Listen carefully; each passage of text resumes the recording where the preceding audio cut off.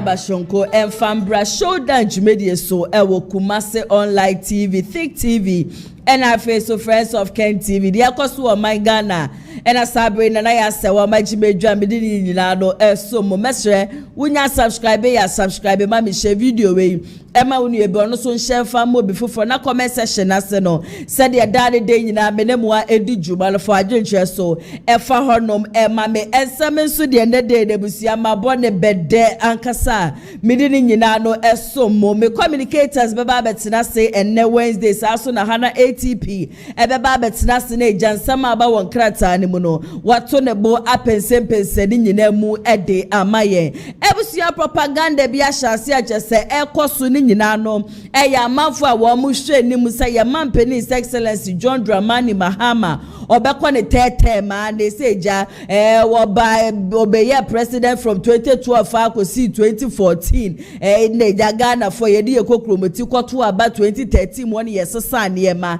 na ja MPP for ebe take over, that is 2016 ye to aba ni wie ye no na wakoba akọ awie na se nyame aya adom na 2024 Ghana for asa akoto aba ema na sa so aba power 2015 na 2028 ebusua ewosan kwodi ni bibia to hodom no konenim no amafo ahyase a wo mo ye wo se Mahama kone tetem wo so kone tetem enti wo mo hwe ni ma se 2028 ya mampeni His Excellency John Dramani Mahama nenim ebesa so our ballot paper so na so my Ghana ne de minu mienu nyina nim se mampeni bia wo akwanya se wo be kɔ twice pe aniti se Mahama Ghana for akwa akoto aba e de man first time ma wewie na 2025 you asan so be ye mampeni a eni kwansa nke busua ye so kura se wo se ye mampeni sa so ba nanso eniema bi kwoso ni ade a wo mu hwe ni ma se ye mampeni ebe ba but eno de wono adi kan ya to nanum to se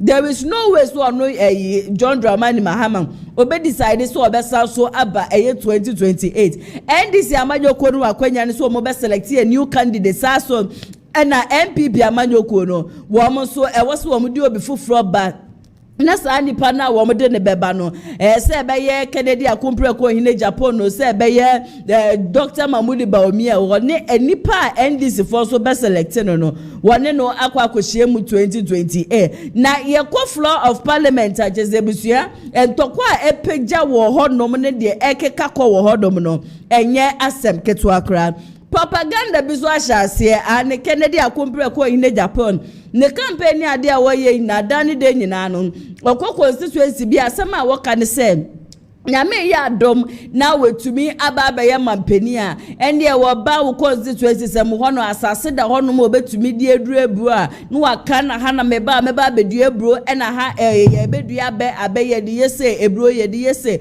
ene de ya mene mo kase amafo propaganda bi a chesa ahase ne pese wo mo kire se de Kennedy Akumpre ko hine Agyapong na e kase wo be ye ne ade nyina wo mo se Akumpre ko hine Agyapong wo tumi ye ene Kennedy nso ya de chesa wo Central Region what the delegate to shen common delegate din command kasa sere wo se wo fa wo mu kokromoti no ento aba emfa na ombeye mampeni no obeye mampeni a owone ma bebre na aje so obetumi ede aboa wo mo ene ensam ne de maboa ni nyina no a mede esom mu wo fidie mu ha me a metire dwam ene djumede na som mu mede ene nana ya se wadwume ko bia da Roma enda nana ya se wa menya ho a mabetina fidie man si amede ensem ni nyina no eso mo se shoulder djumedie lineage clinic GH for wo am se yade biara da osu bia twetwumi ka be piem wo maso ye na wo mo ema wo ndu papa page se betu sa yade di nyina no asesa so eda bebi a wo de ade nyina no wo so betumi afra wo mo na ono wo de yade ato wo manim no wo mo atwetwe nkoma wuntu esike bia na jese no no brofo kasem no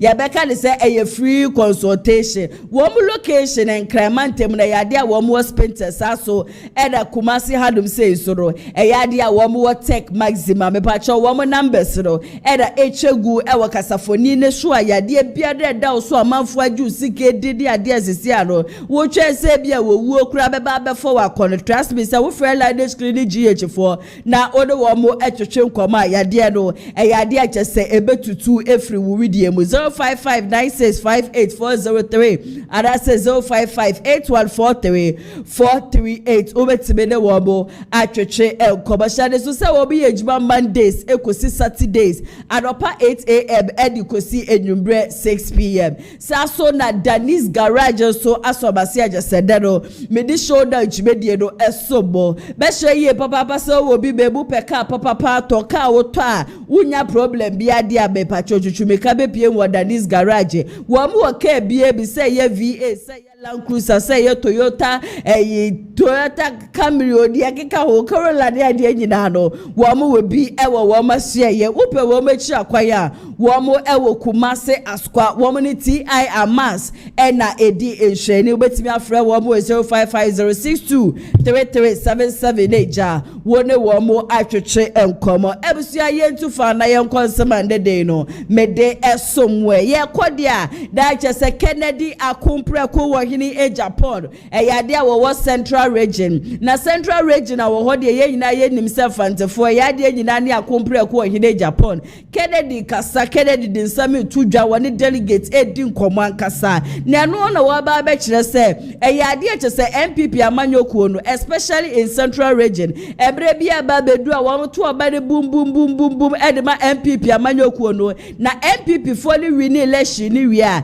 se be ye kura chese wo mu benya pani a obe appoint wo mu so brada be ye minister ana brada be ye CEO mpoda ya na abo wo mu se de Joshua abo akoko no was 2016 eyade a out of 23 seats MPP amanyokuo no enya 19 seats e was Central Region that just a Central Region there wo mu bo wo mu homodi ye papa edema MPP next MPP ba bem na appointment a friend appointment eyade just a Central Region for ye wo mu nyina ba akode share wo mu nsa na sabre ya wo no ankasa mu pemu na ankasa mu ni de wo free Central Region no wo ka che delegate say MPP for wo mu de wo mu adane wo mu de wo mu di agura che ane wo mu abre ede just wo mu ye adwuma na just in the position no na akode ama baby wo say this time on no ankasa free Central Region ne de osre delegate wate wo mu fa kokromoti ne to ne so aba na wo mu to ne so aba nko dia appointment no eyade just e be sure Central Region impuntu dwuma so de eyade a wo be ye bi ede ama wo mu akasa mehwe so obeka be ho de yakọ na yakọ akotie sansem we nyina no abasisia yet Central Region ha 2016 we gave MPP 19 seats out of 23 19 seats out of 23 positions are saying and no the man positions saying and no the man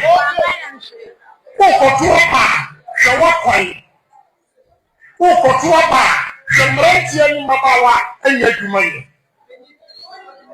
Namu the Babiano Central Region, Sabi, Mupasi, you see a sub machine. Yabiko class as so now the papa to you near packing machine, as that is Central Region for you. Wake up! Wake up! We are not going to allow anybody to use us anymore. No more. No more.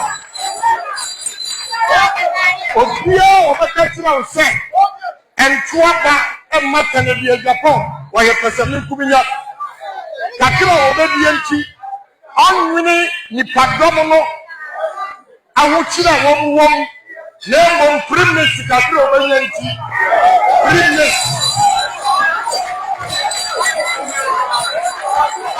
Ebusia Kennedy akumpreko ohine Agyapong ene yakọ akwakotie ne nsem nyina ba wotie ne kasayembu na chese Central Region for wo mo bo wo mo homodin ye papa de ma MPP amanyokuo no na so ebekọ akwawie chie ne wo mo bra na party ne ba power ne yi wo mo ba akodi ahye wo mo nsa but this time ne de wo se em obi ambeka nje wo mo se mo nto aba ne fa ma Kennedy and then ukọ the northern aspect na ebusia wo mo nyina no ta Dr. Mahmoud Bawumia chinti se southern for ne so decide say ya beto ba ne boom boom boom boom e dia ma kompre ko hine Japan na me a meti he minim say ye den ya say ye de Kennedy banko ade a 2028 nkonimdie ebetimi aye Kennedy akompre ko wa hine Japan ne de Kennedy ne nama wonam nyina wutie ne campaign messenger ne de ne nyina ye nnuma ba opponent nka na aka ne se me a meti he wo bisa me se wo mo campaign message pa ne de ya trust me se mentumi nka nkyerɛ because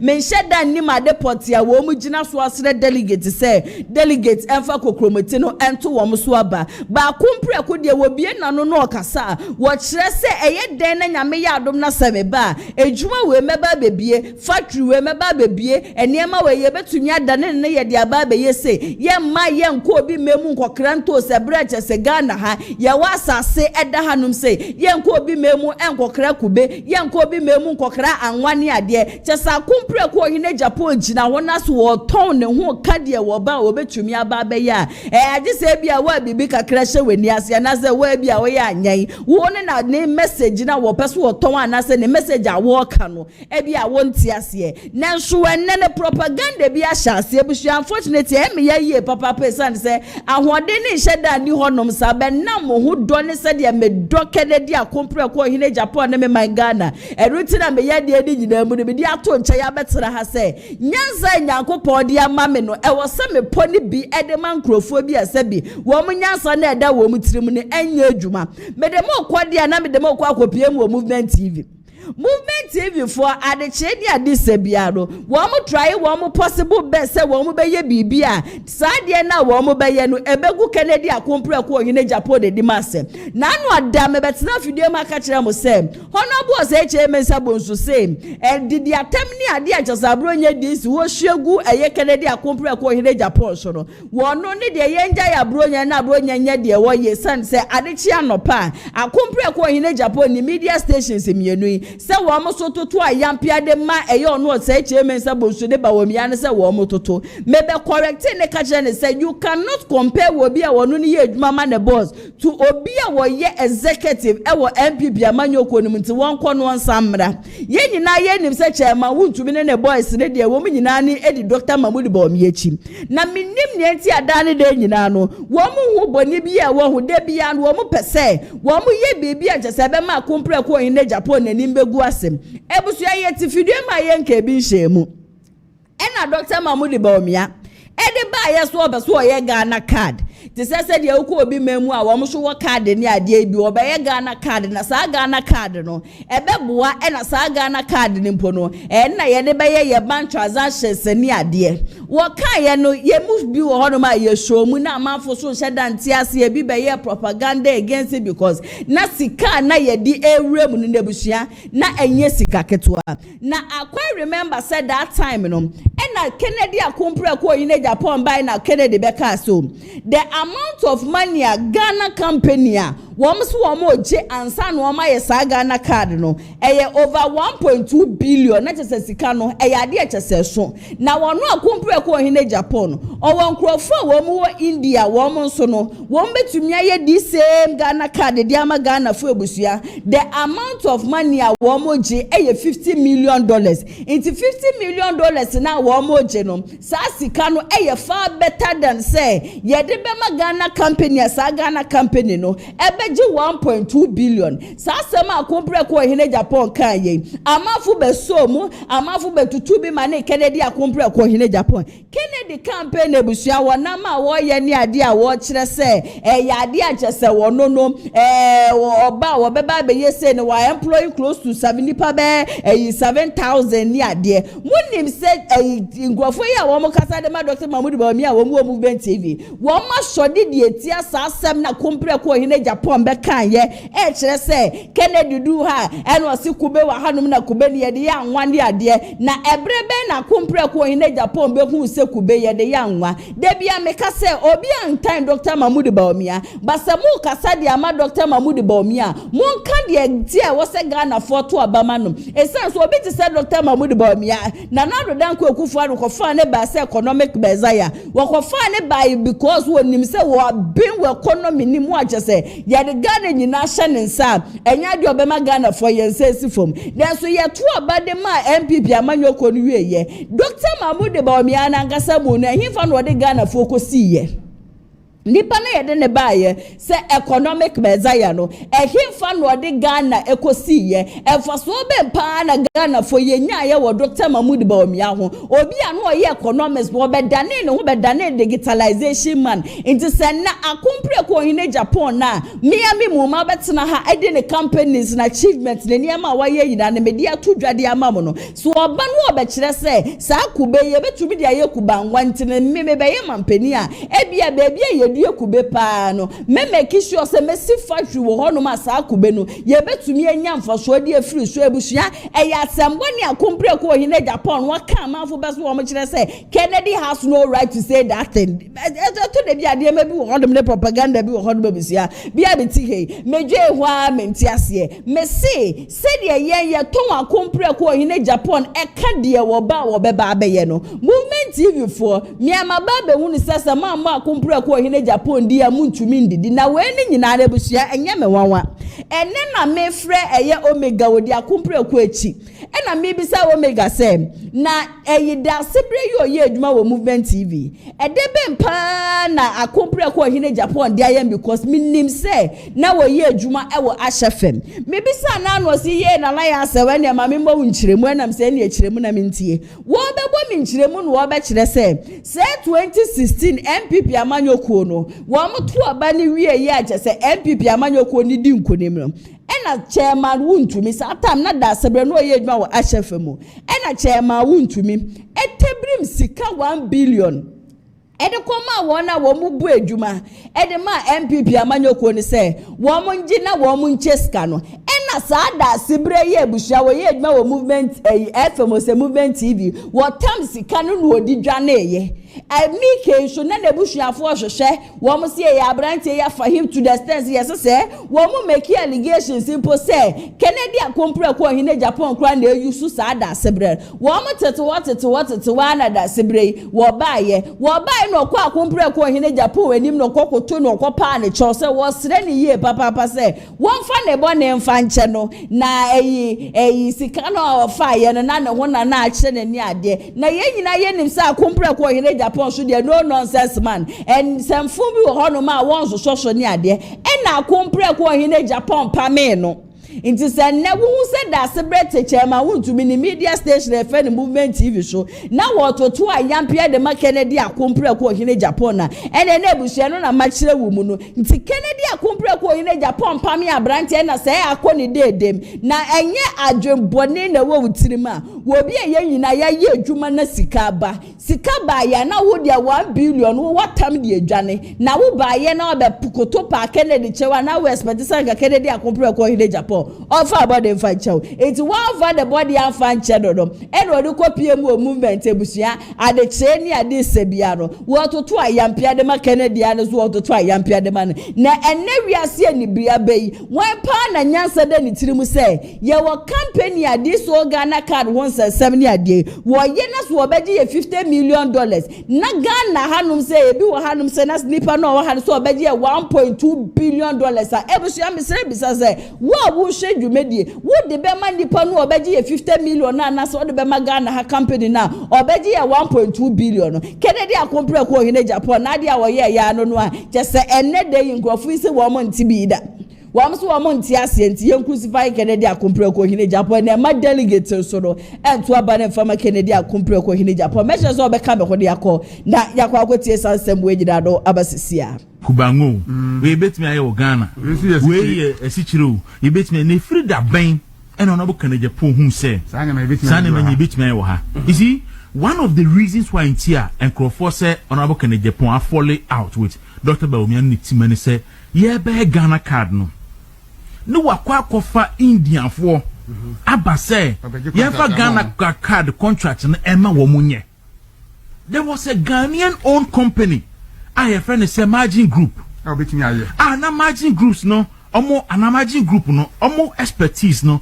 I was so crossing the Indian company, but Honorable Kennedy Japan was insisting say, "You have a Ghana card contract no, a man enough for India." and because of such a contract in where yenti you who kwa odi owura atefa efa so e wo man fm ni na tuti. In fact obaye no that is a meeting no na institutional representation. Yes, na institutional representation no na Akufo-Addo enya appointee institutional heads.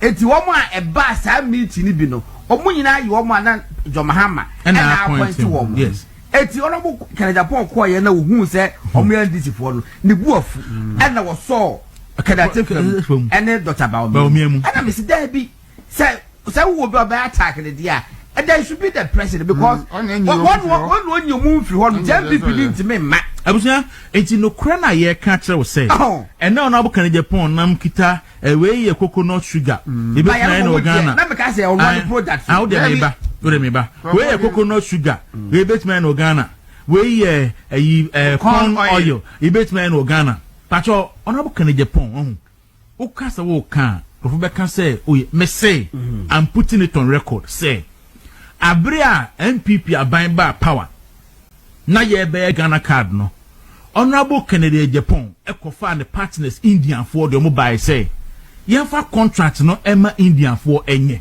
abana margin Abria na Ghana company ye friend margin group I have been to their company I have been there me hu am expertise a world class company na o say ye me fa ma Ghanaian owned company no ye fa ma the foreign company ye Indian company na Akufo-Addo aban say dabi Ghana card ne di be bia wo Ghana ye de be banking transaction ye de be voters ID card ye de be say be sent ye ntimi fa SAS data no enfa ma hwoho so bi betimi na wo Ghana ha ona kan Agyapong muri ya na tikokum o se na tikopai that is the beginning of the end odi kan atefa and Bawumia faso and no ne men or contest president because odi Dr. Bawumia ho ya say what Dr. Bawumia pene me yan fa contract no amani India for ba na de wa ba say afa de we e kon o ye betmen no Ghana we ye coconut sugar betmen no Ghana we ye nchene bottle betmen no Ghana waku abria na wotumi na aban no wo kasa na aban no ho wo so no na wo gi aban no mu nyuma e da ma ho 1D1F 1.2 billion. Yeah, that's right. 1.2 billion. A balance again. 1.2 billion. Hey. 1.2 Ghana Sikapa. What's your problem 1.2 billion. Are we looking at efficiency, competence, and reliability? Rubbish. With this the word is rubbish. Modern technology. Modern technology. You are talking to a population of 30 million. No, all there. 1.2 billion. Now who will be at the 1.2 billion Eco Bank of Ghana. Who can want them into the other 4 million here. Now, a MPP swap so now 1.2 billion. I'm not a kind. Also, the food. This man is now saying, say, and you sabotage. When he met and confirmed was late, building no more because you want NDC for 1 hour apart from one chance. Or say, me mark of India for Benti. And I may say, woman.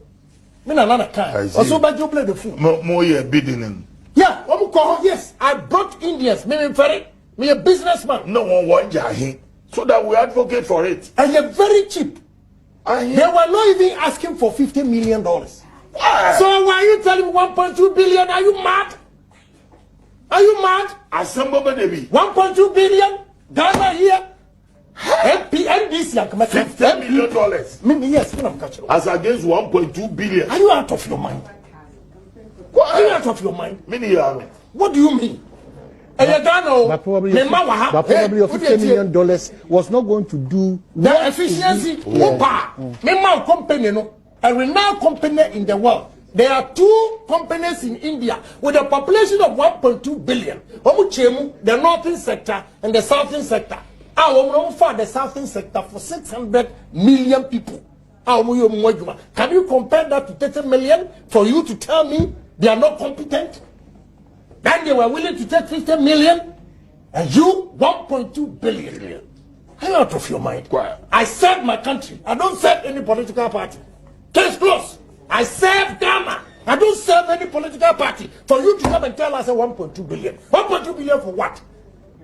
Maybe 200 Ghana cities. Who do a pedam panta? 200 Ghana cities. Are you crazy? Move go Ghana. Move go Akufo-Addo. Please Please. They could have even used electoral commission for one. I'm a businessman, so I know when you call the price. Say 1.2 billion. A poor country like Ghana, $1.2 billion, and you see this? Are you mad? Nigeria football won't hear them. Please, Alata. and this is for Gambaka. What MPP is doing? When the man comes out to say, what 1.2 billion? In how many years? 15. Now such a system this year with the software and hardware in here, you know. What else do you need? It will cost you 1.2 billion. Sakwe mi kan wazo. O man assassin tin wo de man. Margins man assassin. Yes, me see margins on my Professor Tifa assassin. No. I challenge him. No. Me see what yes. Me don't get through. Me say what I do to announce, I'll do to anybody. It's Ghana first. And I'm serving my country. I'm not serving any political party in this country. $1.2 billion? Are we crazy in this country? Now what the hell? That very day. What happened yesterday? The guy should have been sacked. Please. Charlie, multimedia for 1 year t-shirt, man. Ghana first. That is how we can conscientize Ghanaians. The nationalism. Ghana first. Now me ko do a me firi Kumasi apia me kan yema. Na me gina pagwa se me to en.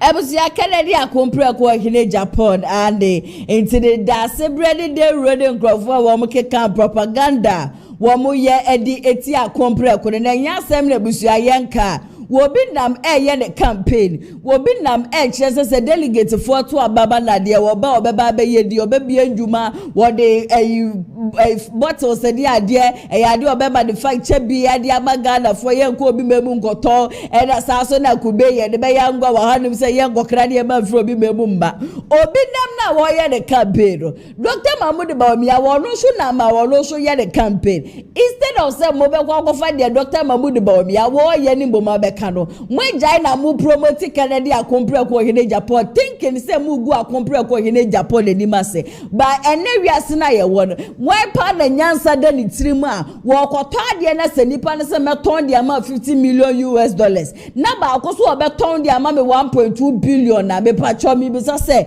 wa wo hwe dwumedie no be for $50 million na so be for 1.2 billion they think they are destroying akompre ko hine Japan but Kennedy akompre ko hine Japan there now wo ye no in fact ye bebo na baso because Ghana ha na ye won a teacher for kura nya wo mo salary sa so ene ya doctor for wo mo ne just a nurse for salary ye friend salary mpo wo mu nya bi ye won krofo wo mu guso ati nkurase enebre ni bia bei nti say ye nya wo bia wo be dwen Ghana first sa video we I think it was somewhere before the 2020 election po akompre ko hine Japan wo sha se wo kodi ama Ghana for na busuan ye nne akompre ko hine Japan wa ko edi ama Ghana for even the brand na aban kura wo power na nke bi obeka bi di ama na aban no he was still fighting for the innocent Ghanaians. I think that this is the rightful time Ghana for ye be man akwanya ne se wombra na wombe lidi na ne ma papa ebusuan woni mu no wombe den ne di na Ghana for nyina ne yehu wutie ne kasa wo say I am a businessman ade a wo be ya ebeboa ya my Ghana no eno eni ade a wo be ye wonya ade a just ebeba be ha wo my no he always speaks about Ghana first and this whole Ghana card won sense some manfu nim say go mo be kan egu akompre ko hene Japan edi ba se no should even tell we Ghanaians say yes Kennedy akompre ko hene Japan he is always fighting for the country and he always wants say Ghana beba ansa na de akanyina no aba betwaso ebusia betwaso de amabo de na be de bu kopie wo Kesben in fact video credits no e confirm wo mo be de bu kopie wo Kesben na e koma twehwe bi akosho wo hodom I think over the weekend era your former president Kufuor woni delay grant interview ni ade no wo kyese 2016 MPP amanyoko ni be wini power nyina do ye nsema wo mo kan ye fa ono Kufuor niema wo wa abemu wo be ye sa niema no na bua MPP amanyoko mo san so wini 2016 election but 2024 ye kwato aba je say amoa no ene former president Ibisa say nti sisi ano niema bi wo hodo ma na Nana Danko Akufo-Addo ye ya wo no kura wa ye mampani pen no one na nya adwen ebi ye National Cathedral ne de keka ho no ene wo be kire say sa niema sisi 2028 mpo no say MPP beso o mo ba they cannot go back and then say the things are wo no Akufo ye they have to say the things are Nana Danko Akufo-Addo wa be mu no wo be ye sa asem na wo be kan ye no Dr. Mahmoud Bawumia nkrofo kura du o medwala ya baba we bi yesi friend is Helen de ko sade watena one of the TV stations abobo na adwen kura de my former president Akufo enso ho no ma na sabre ya me no mo kase na Dr. Kwesi Amache wonu so di na no atomu bi no wo kire se Dr. Mahmoud Bawumia na nkase mu no wo Nana Danko Akufo-Addo ne nkrofo ho enkrofo wo mo bo Nana Danko Akufo-Addo fom sa nkrofo na sanso di Dr. Mahmoud Bawumia chi na Ghana fo koto aba no kura delegate kura koto aba ne de ma Dr. Mahmoud Bawumia 2026 2028 election there is no way say Dr. Mahmoud Bawumia Ghana fo be sanso di kokomoti na kwa koto ne so ba ma ne di nkunim so ba ba ye mampani wo krom ha it is a MPP for esi ahine ne etu ahine fo ni betie ni yie pa dia Dr. Mahmoud Bawumia de wo mo pe bebi na wo mo mfa no emfa mehwe so be ka be ho de yakọ da yakọ akotie sansem we yida so abasisia Omampenyi Kufuor was saying say the MPP or probably a Akufo-Addo government a ride on the achievement and na omode ebae 2016 which means that there were certain good things or no Omampenyi Kufuor that na buy no ba so no still the MPP omo ya ma Akufo-Addo mo ebae. That's why he was say he no di kakra said there was a shift in policy direction especially after the COVID pandemic ma and ma exercise away ho now fast forward. Now the NPP will then want to also rely or ride on the achievements of Akufo-Addo because they cannot jump Akufo-Addo again and go back again to Kufuor to really tell us what they did around Kufuor's time. Now the NDC will want to now step on the John Dramani Mahama Beye Sisia to also tell the electorate that want to abandon Ibium and all that. Would it really favor the MPP? Even if they pick after their 31st, will they still be able to stand firm and see them do anything 2028? MPP, there was a major challenge.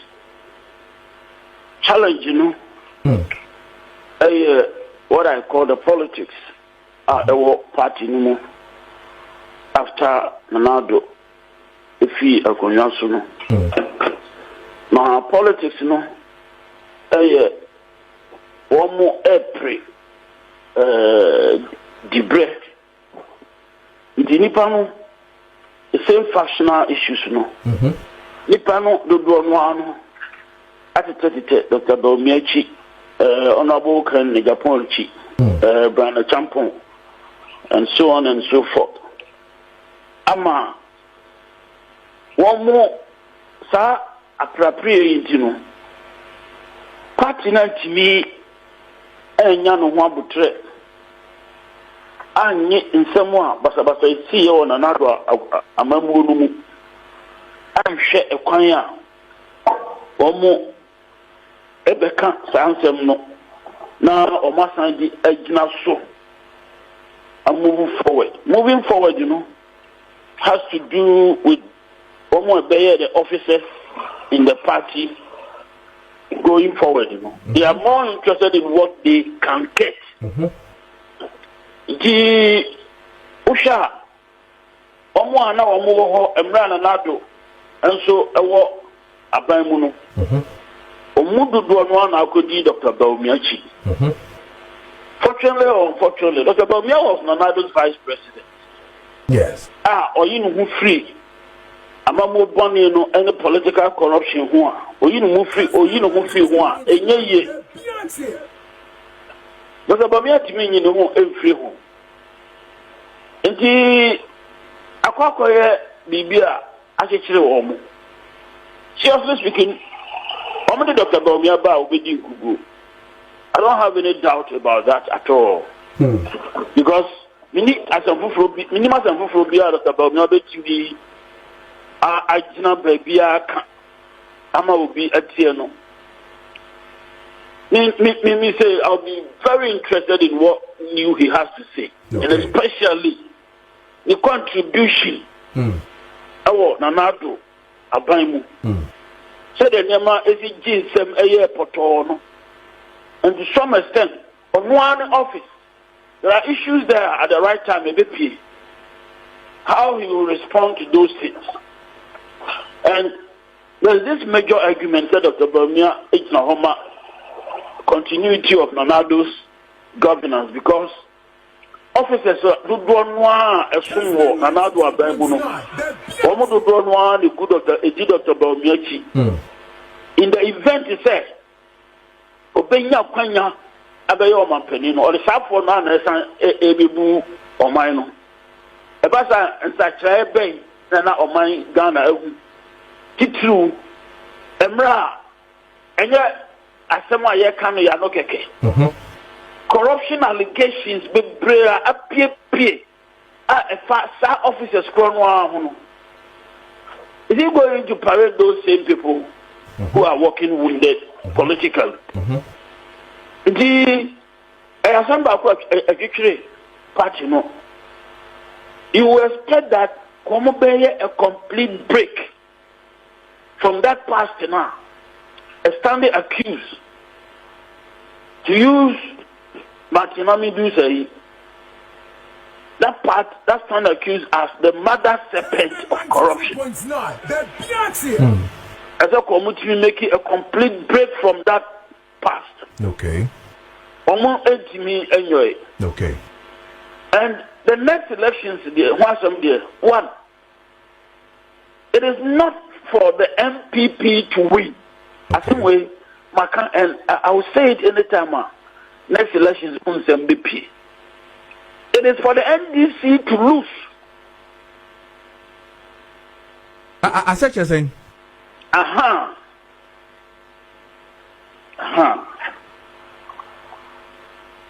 If you know MPP betting I are obeying Kunim. Wow. If you know MPP betting I are obeying Kunim. This NDC messy up so terribly, sir. And then my bedroom no. Just give me any NDC champion. Okay, Matthias. And I don't see that happening. As far as the next elections are concerned, a foregone conclusion. NDC is winning again. 92.9. NDC is winning. But Prez Mahama's management of the economy and there's so much discipline in there. Initially, some people from the IMF and the World Bank are disturbed about how are all stabilizing the city near the agenda. They didn't believe what was happening. Now they have all withdrawn from that position because that thing is working. And Prez Mahama's programmer, a big push at that zone. Yeah. And then this Kabura system, Abwa, Ama, Enyuma, Abba. But in all, basically, the management of the economy, the big push, we go baby. I don't see how the next NDC presidential candidate only Kunim. Okay. So it is. Abusua Dr. Mache ena yako akwakotie nsem nyina no aba no ntino wotie kasa ye dia na jese MPP amanyoko no so wo ye mistake na wo mo sanso ede kokromoti no ekoto aba ede ma Dr. Mahmoud Bawumia na jese 2028 ne de ya dia jese besa afa wo mo ko ho ade ndisi amanyoko no ebeba na wo mo aba be take over moreover so enkrofo jese wo mambo na na rodanko agufuado enkrofo ne NDC abampo ba ye no se wo mo efri CID officer ni se wo mo fro ebi kura dem mprempren ye bushia me no mo kase sangrofo na e na asaso atwa Dr. Mahmoud Bawumia ho ehia na ye bisa se ka ye former president Kufuor ba ye no e na ko be ye bibia basasa nka ye bia ka MPP amanyoko no 2016 nka ye ade omo betumi edi nkonima na I am not sure delegates ye be koso asere mo se kokromotini de enko enfama number 1 nso e de Kennedy akompreko wo hene Agyapong ebusia ye remu e wo Parliament House kakra na medemo kwa Parliament House I think somewhere last 2 weeks me betina fidie ma say that me ka chere say ade aje say ukopie mu e wo Parliament House medemo kwa pandaya wo mu seat wo hodom no pandai constituency ade aje say akopie mu wo court high court na kopie mu wo high court no Tamale high court no wo me declare sa seat no vacant or in the name say 2024 bra ye kwa ye say de kokroboti kwa akoto abado basaye bi ekwo e wo hodoma enna manu tunte no wo ye wo mo MP wo hodom no wo mo hu ni se e wo so wo mo sa so kodo mo di kokromoti ne sa akoto aba foforo na wo mo se so no na wo mo beyi ne dia no aba beto na ndwuma so wo mo yi ono aso na obi foforo so na beba na sa nipa foforo do aba be replace na sa asem ni nyina no ekoye no e na ebepie eye floor of parliament e na ndi ebushia e dia court enya kase wie dia ahwa ni se dia aka ni se EC e de beko eye parliament na wode akoto clerk na nim na ndi ebushia wo mo de letter akoso okay sa seat no e wo so wo mo declare the vacant say sa seat ni pempre de enyo obi ya seat na eda EC pesa re-election no eba so no wako na wode abeto abonten na ndi timebefo anase kpanda constituency for wo ma boaboa wo mo ho no ma kɔ no ma kudi kokromoti no akwa akoto aba na saa de we nyina na kɔɔye no ɛna ahemfo wo mo ho ne se da bi mo ma Ghana 40 ase se eya ade agese so obi be win election na nipa no win election wo police station na ye be pie mo kpanda constituency so dia MPP for candidate a wo hodobro wodo edo obdi kokromoti no eto le so aba wodo di obi agese wo ma elected say won bra na obaye wo member of parliament won ko eye brahye bedwafie na won ko hyemra wo honum na impuntundwuma esefata se beba kpanda honum no etumi aba hodom itira hivufo we so tira ase a wo mo hwe ensem agese Tamale high court akade ade ne de agese ekosoro ene wo mo so de ato ye man His Excellency John Dramani Mahama dim say wo mo nim say the rerun of election na yete ha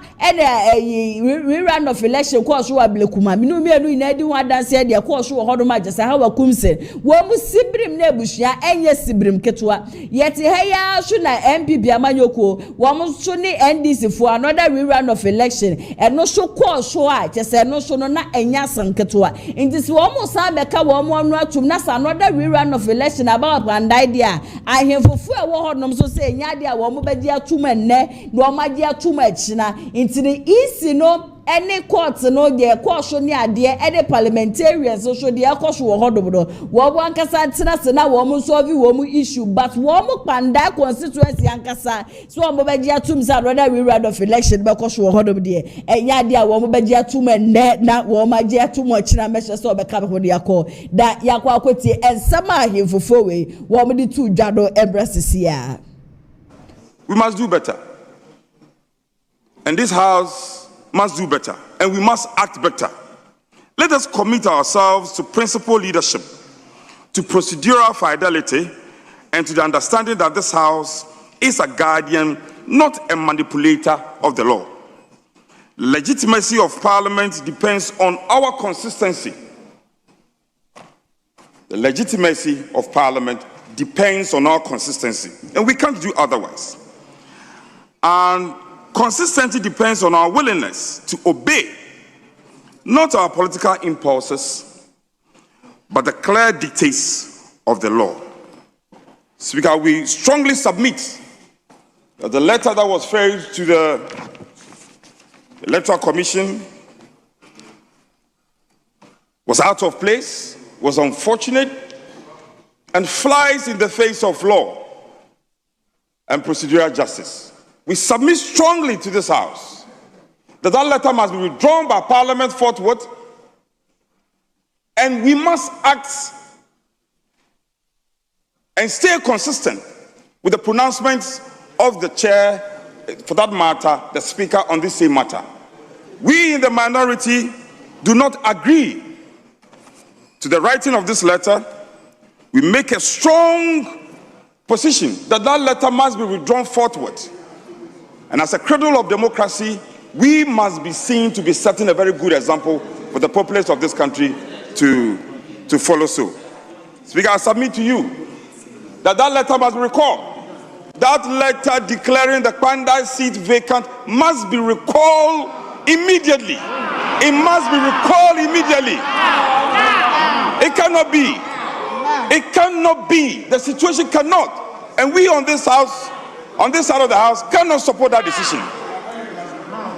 Ghana is a fledgling democracy, and the least we can do is to support procedure, is to support the provisions of our law, and to stay away from decisions that flies in the face of logic and procedural justice. We are totally against it. In this house, we have worked in collaboration and in cooperation with our colleagues in the majority. Even where you don't have your numbers, we have allowed you to lay papers and do all manner of things. This decision will not stay. This decision will not stay. And Speaker, we humbly call upon you to instruct the clerk.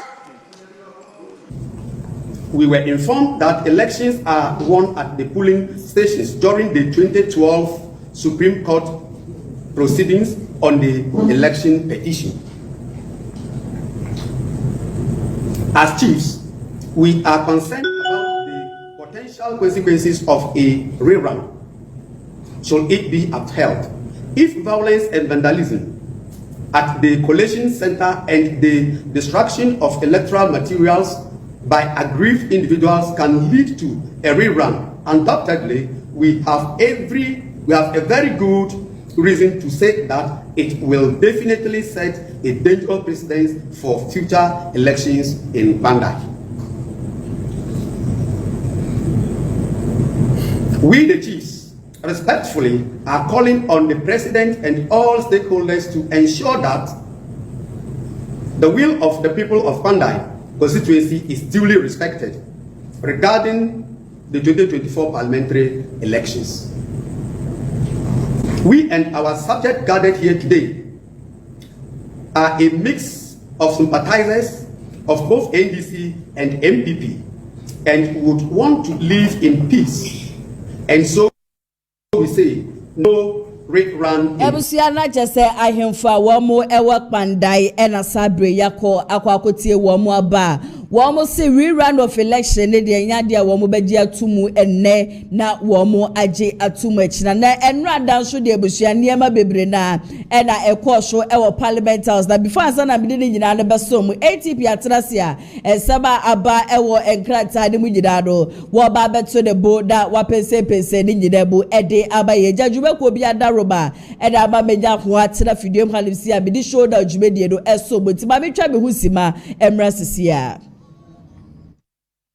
Abusia yarebe ena ehawo ende to brain no me come for Lion Age Clinic Ghana and Famau ahankwa ena abepiemu a ye de bibidro esaw yare abusia se oba bepiemu wa hase ya yesa enam yare bi te se syphilis gonorrhea candidiasis jalipa do na nim se a friend of white no. Hello everyone, my name is Dr. Maxwell Aziz Mensah. I'm the founder and senior doctor of Lineage Clinic Ghana. Our mission is to provide you with exceptional herbal medicine treatment and holistic healthcare to all our patients to becoming a healthier you. Thank you for trusting Lineage Clinic Ghana. Lineage Clinic Ghana, your #1 healthcare expert.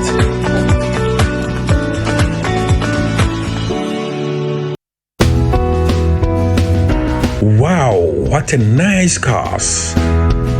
So peka eye neat pa afeni eye free so e de abadia. Contact Danis Garage. Hona benya ka etiapo a eye neat pa ato. Ka efeye eye latest models cars aba. So pe eye Honda CR-V and I said Toyota Tacoma, Toyota Land Cruiser Sparks enketenketen a yɛde huba ne nyina obenya bi ɛwɔ Dennis Garage. Say need to be cry yɛde aba Honda CR-V hybrid engine capacity no 1.5 entry fuel obehu Dennis Garage TI Ahmadiyya opposite onwa Frewa Homa True for 0550 623377 ana Dennis Garage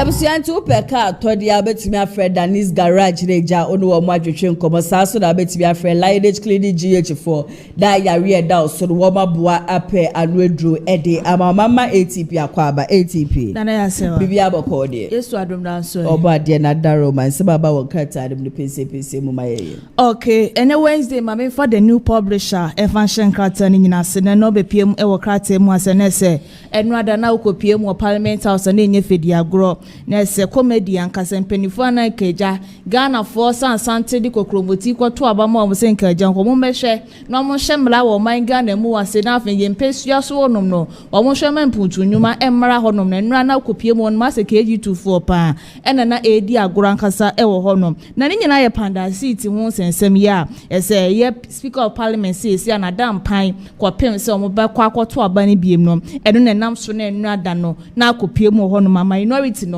nenye easy ankasa ewo ho no mane kratai kan wasem enso ewo ha sa so na oba na siase so ECOWAS for o ma ba be declare state of emergency ewo West Africa ko say enema ba ko mienu bi ekoso ho no ma eni enya ye papa pantani manim ya no wo mo aba be declare ba be declare state of emergency ewo West Africa ne krata the new publisher ebo ho amane enso ewo asesan so ena na kopiem ewo social media na ese video ba ko bi trend ye papa abrayo bi o free I think say UK ebe pie mu oman Ghana mu ase a na wo kire mu eka se obeduru ase na police for kidnapping no e wo kro mu ase betina so social media ba ke kan sembebre na we nam so ma police for to mu nurse for say saade a wo mo ntena se ma ba we mbegu a police for wo oman Ghana mu ase ni mu ase no wo mo be sha ase na eje investigation akoso wo na enso mo fra ba yo ya ade chi ade se be nurse wo tema wo ke kana se fa kwa mankasa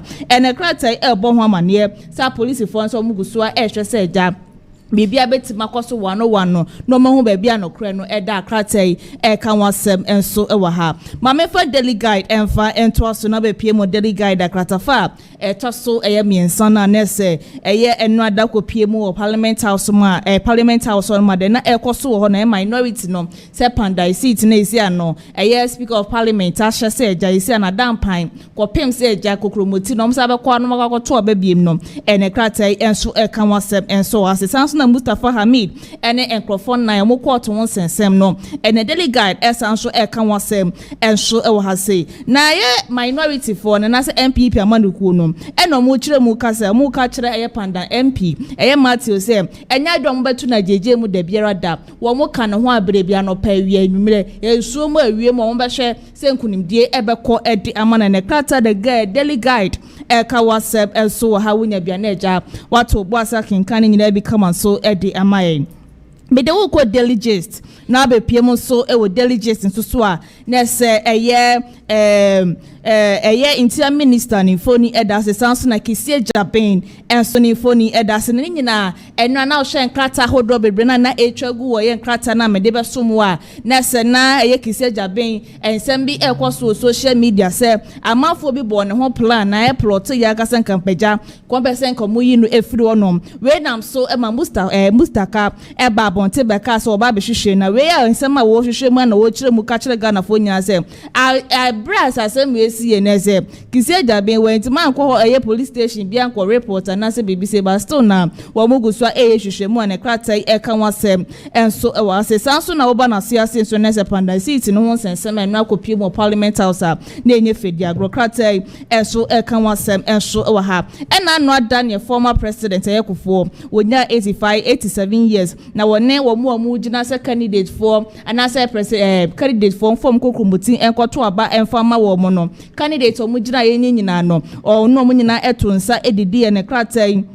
eka wasem enso wa hasia wonya bia na eja wato wo ase na wakenka ni nyina bi nsoso ede amaye opon kroma enso ni foni eda ase no se enya de ese ye mampani je di amafo bebre na ka se tetem ne beba so no se enya de beba so ne na baso china ewo kroma se na ndi sama ne ko no epese eja constitution na eja ye na nanamo ere sha ase no be so msesa no kroma se na so mo minority for no enya do ambeti ase ede ama omo ne kratai enso eka wasem ewo daily gista wonya bia na eja wakenka ni nyina bi kama so ede amaitana no pay ensema daily gist ede ba na mapensen pese ni nyina mu enso ede ama mede wo ko the new trust na be piem so ewo the new trust na se wo be piem ya asante mantem mo ase ya asante MPP organizer bi na ekase yo na wo kire mu kase from January de man pani JDM na tusi akunya so ebese na me no kase ye man pani JDM wo nya hwehwehwe ankasa efa mo my Ghana wo ba no wo kire Ghana fo nyina se wo baba be resiti Ghana na so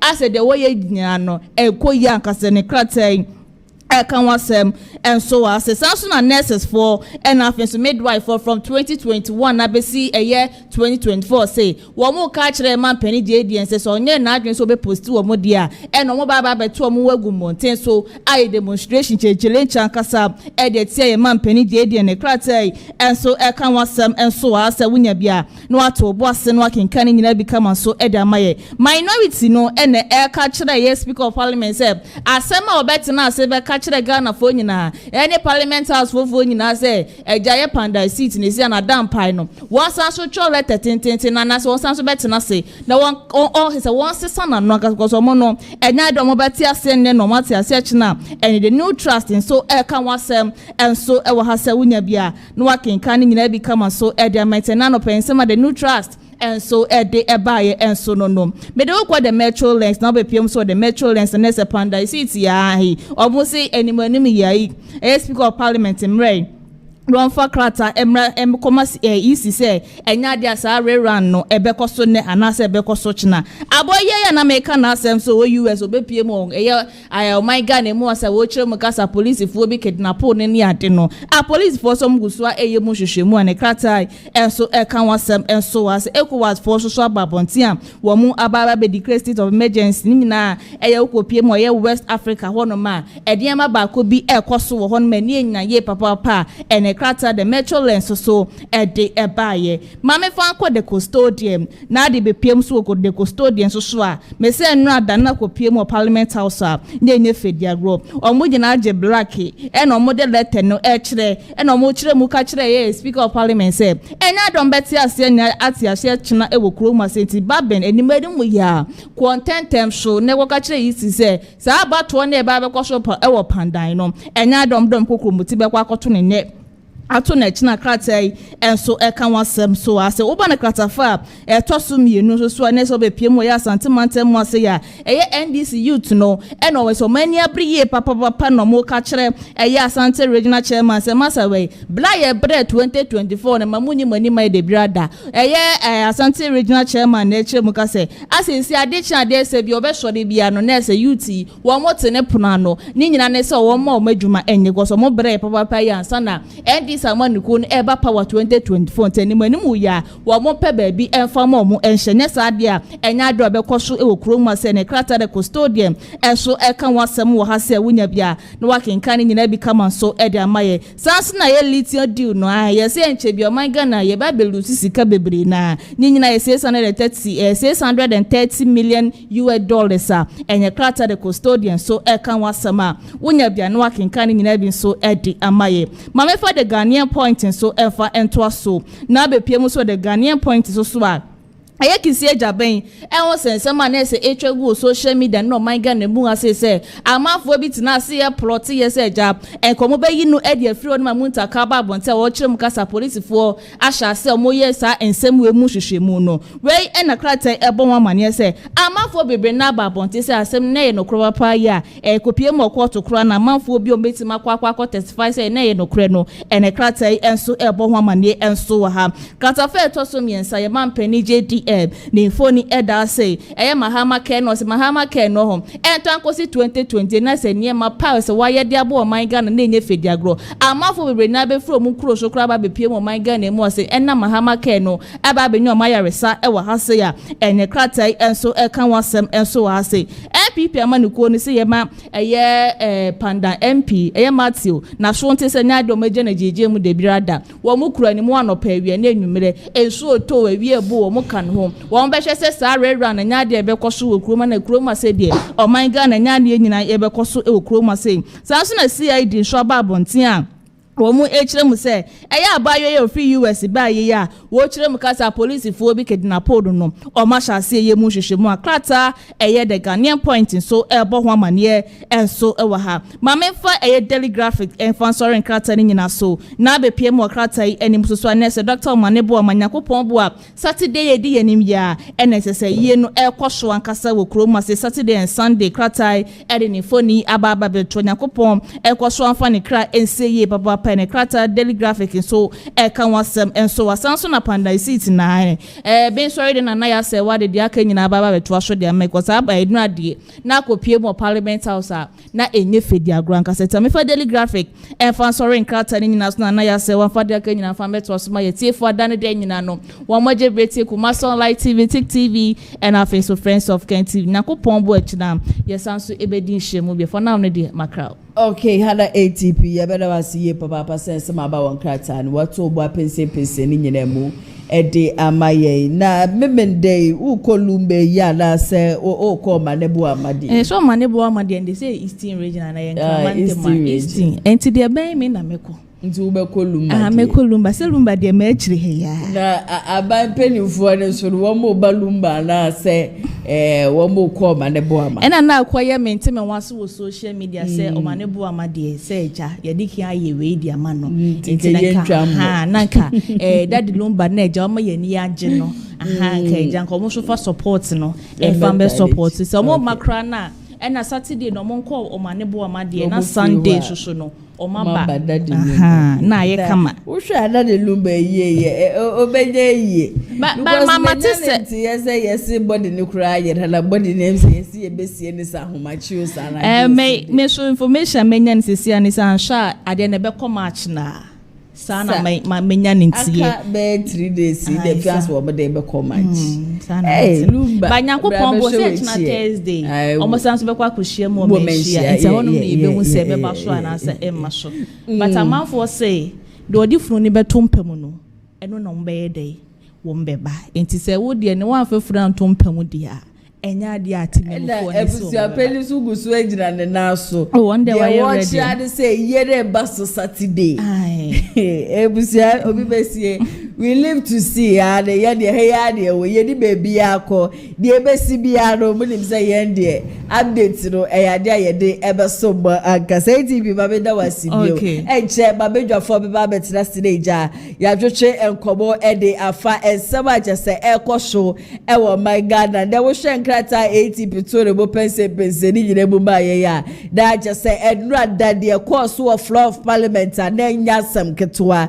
ni nyina krata by wato rebo pense bu fasa no de krata ni mpo ba no be ka kire mu sawe ya hemfo a wo mo so ewo kpandai no wo mo so se enya de a wo mo beji atu bu da jese we run of election bia no etubi abaso ewo krom hodom da dra dade course wo hodom so rebusia esewadian se o ka kire be hye se o be cap hodia na yakwa akotie ye niso yakohwe ye niso adede tie ya shubusu ho nsem de twegu ye de ade se de adodompre wo gira ne na so tutu bi de ade ne ebuhye de dede yo so de ade de na ya sam keto akura ka bo de yenkwe na yengohwe ni nyina no emra sesia.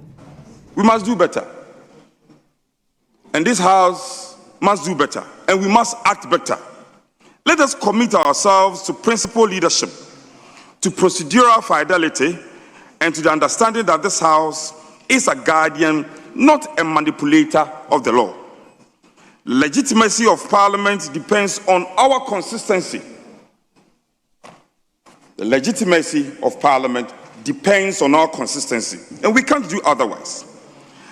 And consistency depends on our willingness to obey, not our political impulses, but the clear dictates of the law.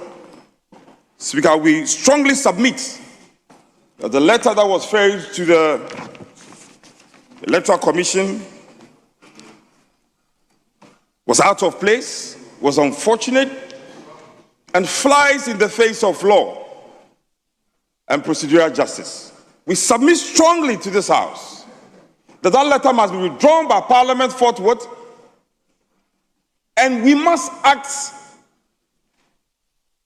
and stay consistent with the pronouncements of the chair, for that matter, the Speaker, on this same matter.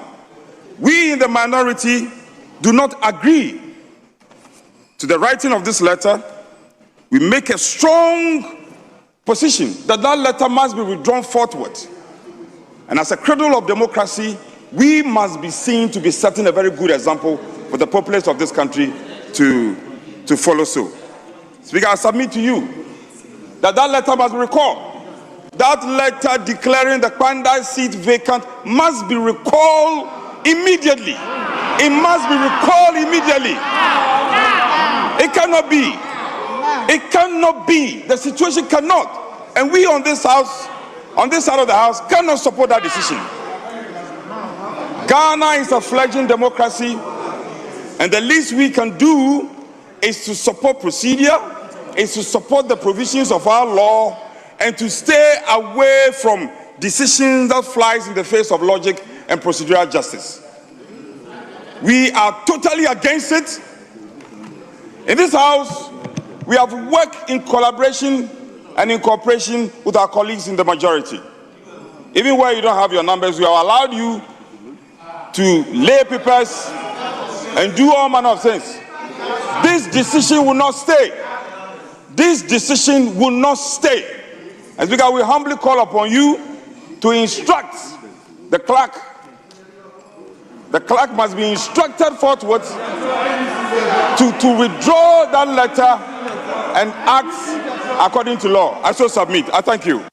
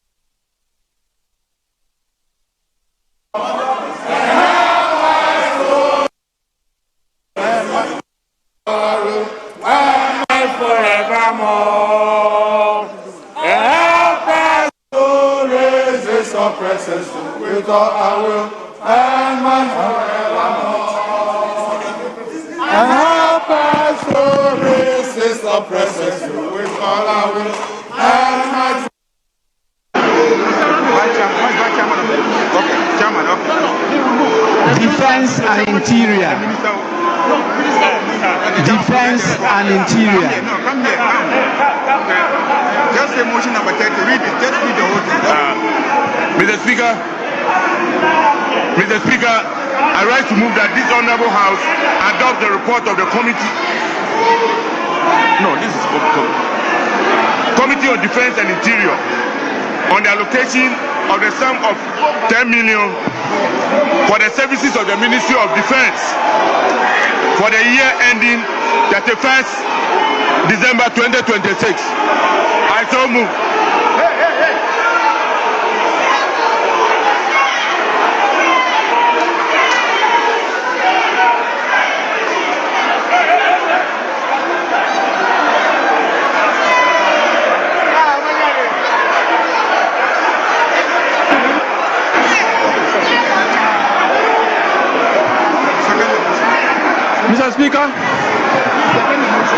Mr. Speaker, thank you for the opportunity. I'll rise to second the motion. 30 on the order paper. Mr. Speaker, as I present the report of your committee, Mr. Speaker, the report of the Committee on Defense and Interior on the 2026 annual estimate of the Ministry of Defense. Mr. Speaker, We thank the Mr. Speaker. I want the report to be captured as it has been duly read. And in conclusion, Mr. Speaker, in view of the above, the committee recommends to the House to adopt its report and approve the sum of 10,772,441,661 Ghana cedis for the implementation of the programs of the Ministry of Defense and its agencies for the 2026 fiscal year. Respectfully submitted, Mr. Speaker. Thank you.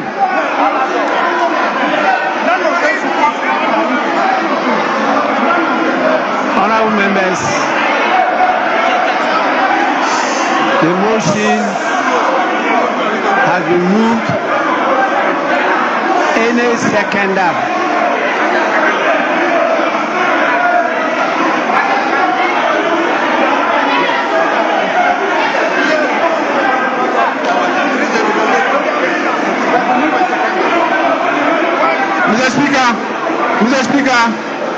Mr. Speaker, you may put the question on motion number 30. You may put the question on motion number 30.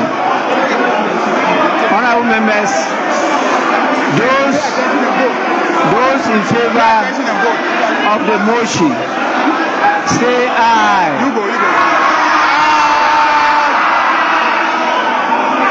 Those against, say no. Honorable members, the motion is carried and the House has accordingly adopted. Thank you, Mr. Speaker. Mr. Speaker, let's take motion number 31. Motion number 31. I will move it and then you second.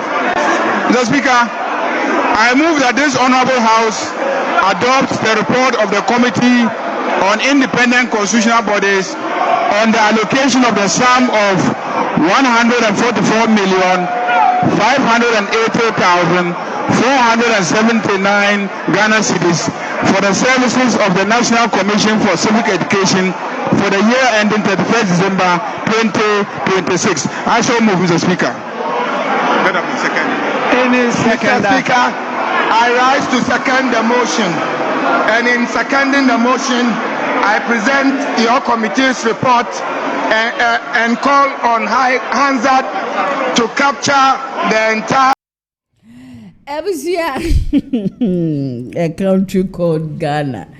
And Perifua on the 7th of December 2024, Ghana for Ebiana, a Sodi Ahumachi, Ebidi Nkunya, Ebidi Abubai, any idea. Eko se like say yekotoa ba na ye obi represent ye e floor of parliament. E was ya the enra the course for parliament rodo.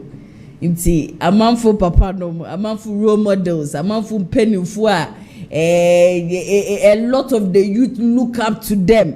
Said that I wanna be like this MP. E was ya no pandai sit ba kope.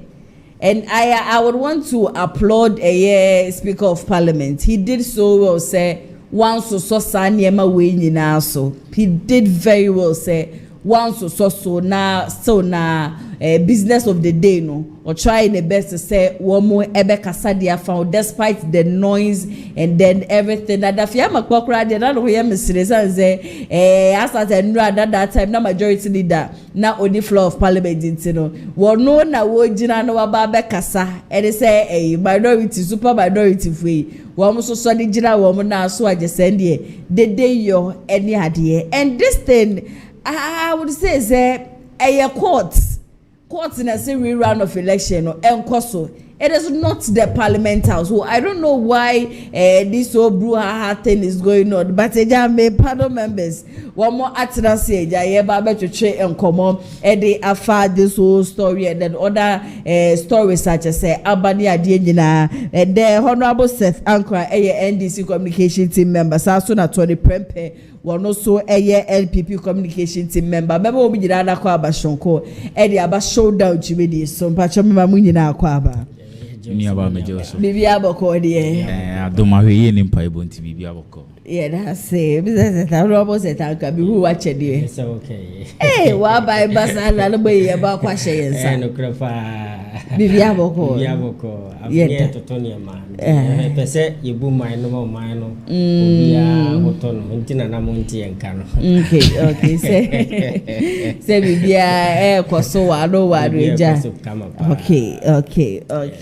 Ebusia, you remember your first topic for discussion. Yeah, but so you are Baba Quidana di Pambese Muchiani Ninano.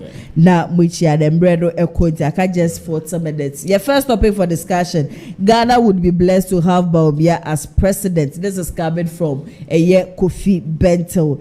Tony, Mamintiewe. Miniaba said the old can you put a bet for near for now. No credit Kofi Bento can you no credit say. On say a campaign, yet the Togana for him say. Dr. Alhaji Mahmoud Bawumia or Pegana Mampenyin Edino. And you might be no dear go aquems obey. In the first place, I said Nioma Mampenini, Nanado Danko Kufuado, Bob Etwaso. And no suddenly trim Bobby too. They beat say, or ye say, what your best starting your taxing in half for taxing in your best starting on a flesh slate. In the taxes be a near Tiana Ghana be and Quebec Council Nina. Near starting on the fresh slate, said the bear being tax a any day, any other. Wouldn't to tell us all the credit card system every Ghana. Uniska would me cocoa dear. Now we are Jumane Cosso now to add and now on Saturday. Can't at the end saying ya on Unti. Sadio Mawina and your more kind. Wouldn't also to tell us I say obey improve free education. Say the free education they see Konya, they do your pilot 10 years and 1 or 2 challenge. Or ye say, or best solving in an identity marco 101. What the no chance or Saka say, agenda 111 a year, Mampenini and Ado Danko Kufado, a chassis, a year COVID time. No, yet men will be so why ye. I can see a babyano craft any pergumno, a quack Buachibiasem.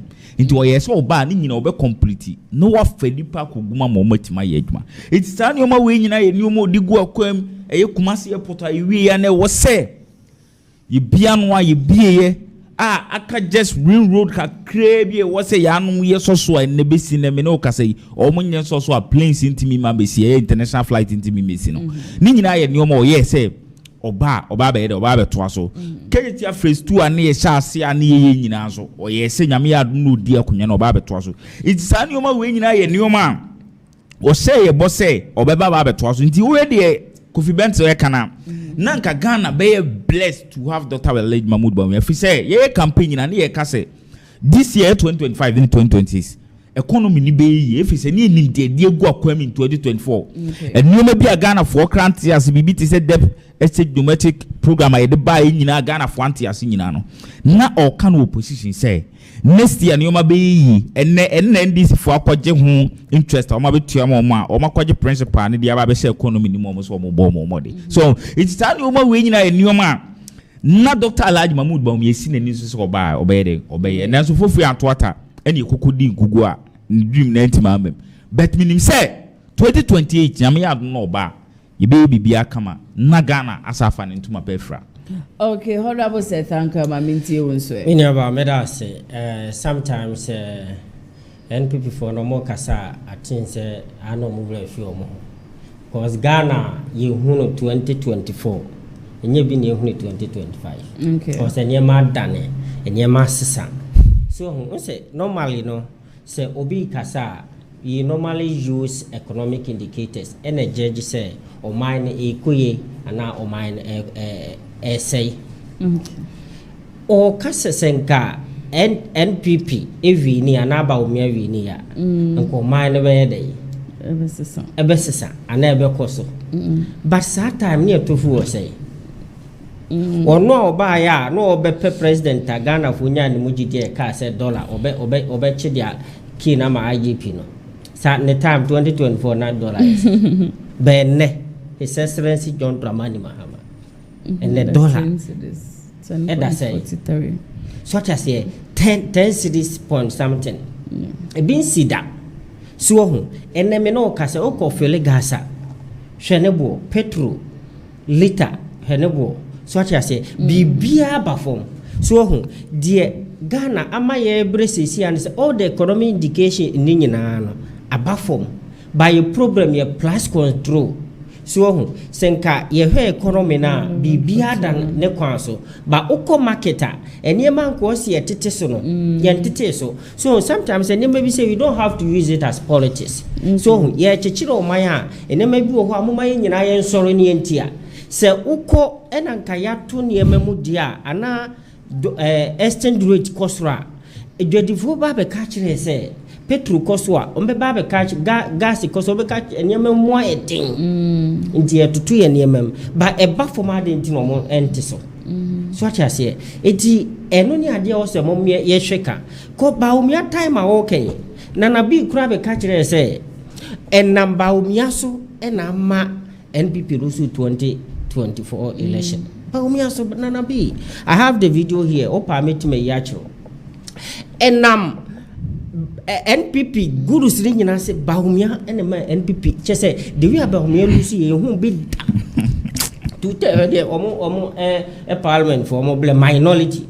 see how they are struggling so because they have no option say ombe ha NDC amemu pana yo si ebu no eno pese omba hai but the NPP be bia no Ghana be cause ye be reset Ghana no ene se si afu wa ye to na ne boa aba for me no me ni na enjoy ukoto mo a first na ka emo 5 kg de shemu 5 no ukoto na ka nam 1000 something ene ukra 400 series 500 series out to menya ebito ene utimi enye sika eto bibia wa ugidi se onhoso so ho eti eniema akoso abma yesi na akofoma me na me ya me no kasa bi ni ba isa Ghana ayedo yesi abronya o de okwa akra de kumasi aso okwa sisi anam no kasa ne de tie on the 10th ba sisi traffic ache manfo shasi e di bronya so ho improvement aba system no ayede o man no ayede so what I say this is the first time Ghana ye do December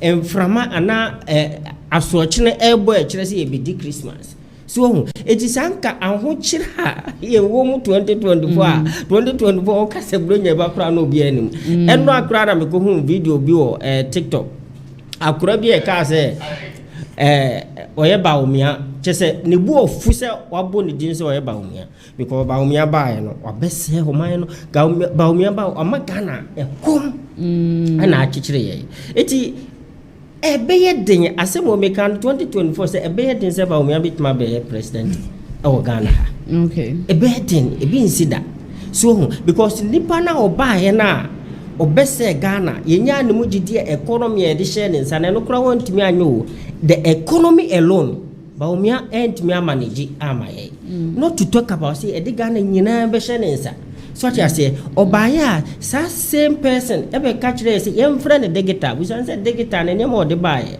so hu e na me no ka say empenifu aye de wo mo e be ko akojere wo mo baumia din e ka ho bi enche ye be frɛ no so such person obe bugana faso anka odi ofese ECG sisi a o to a mi wura fi company ni din o to meter na onu ni din ni bibia na ne company na ne is it the Haptel? Yes. O say Haptel e dey mo ama ban ba condemn say Haptel nye Dr. Mahmoud me say ya ba NDC for ya we kwa dey ma minjana communicator na condemn but it is the truth. Haptel is never for Dr. Mahmoud Bawumia and I say one kind yet ebusia we monte that it is the truth. No, you see this propaganda was done in 2024 which helped the NDC win the election.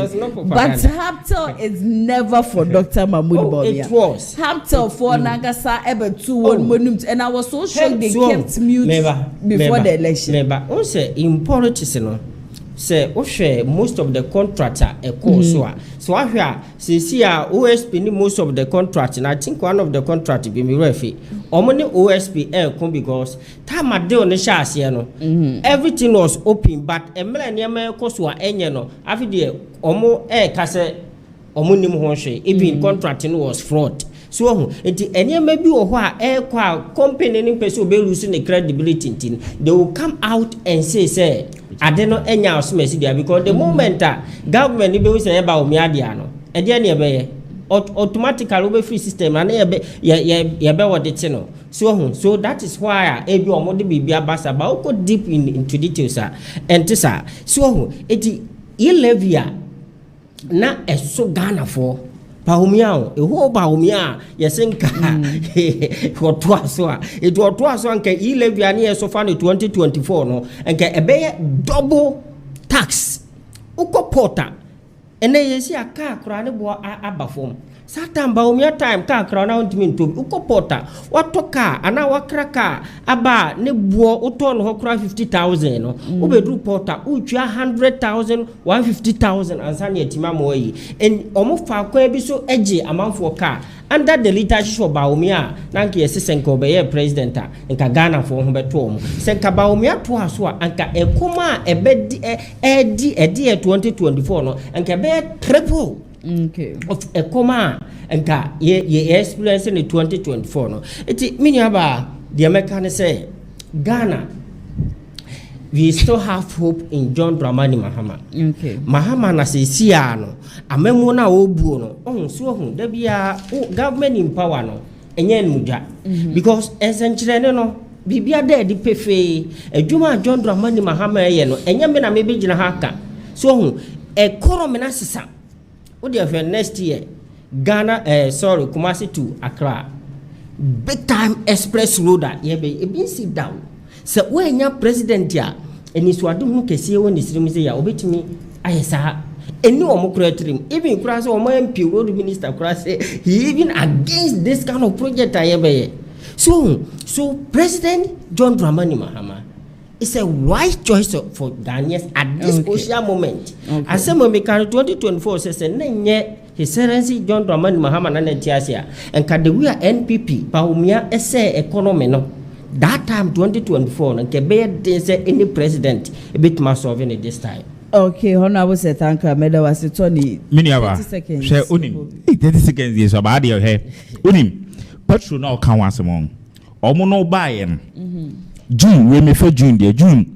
Now super SP net the 15.6 60 pesos, 16 cedis, 60 pesos. All the time say by 4.5 now be 68 Ghana cedis. And now what year cast petrol so you take petrol so now walk can. Ya take case kaswana. Case kakano. Drivers na south to 2 case came. What the no 20 what year economy asem. Wo buy a dear na my economy now.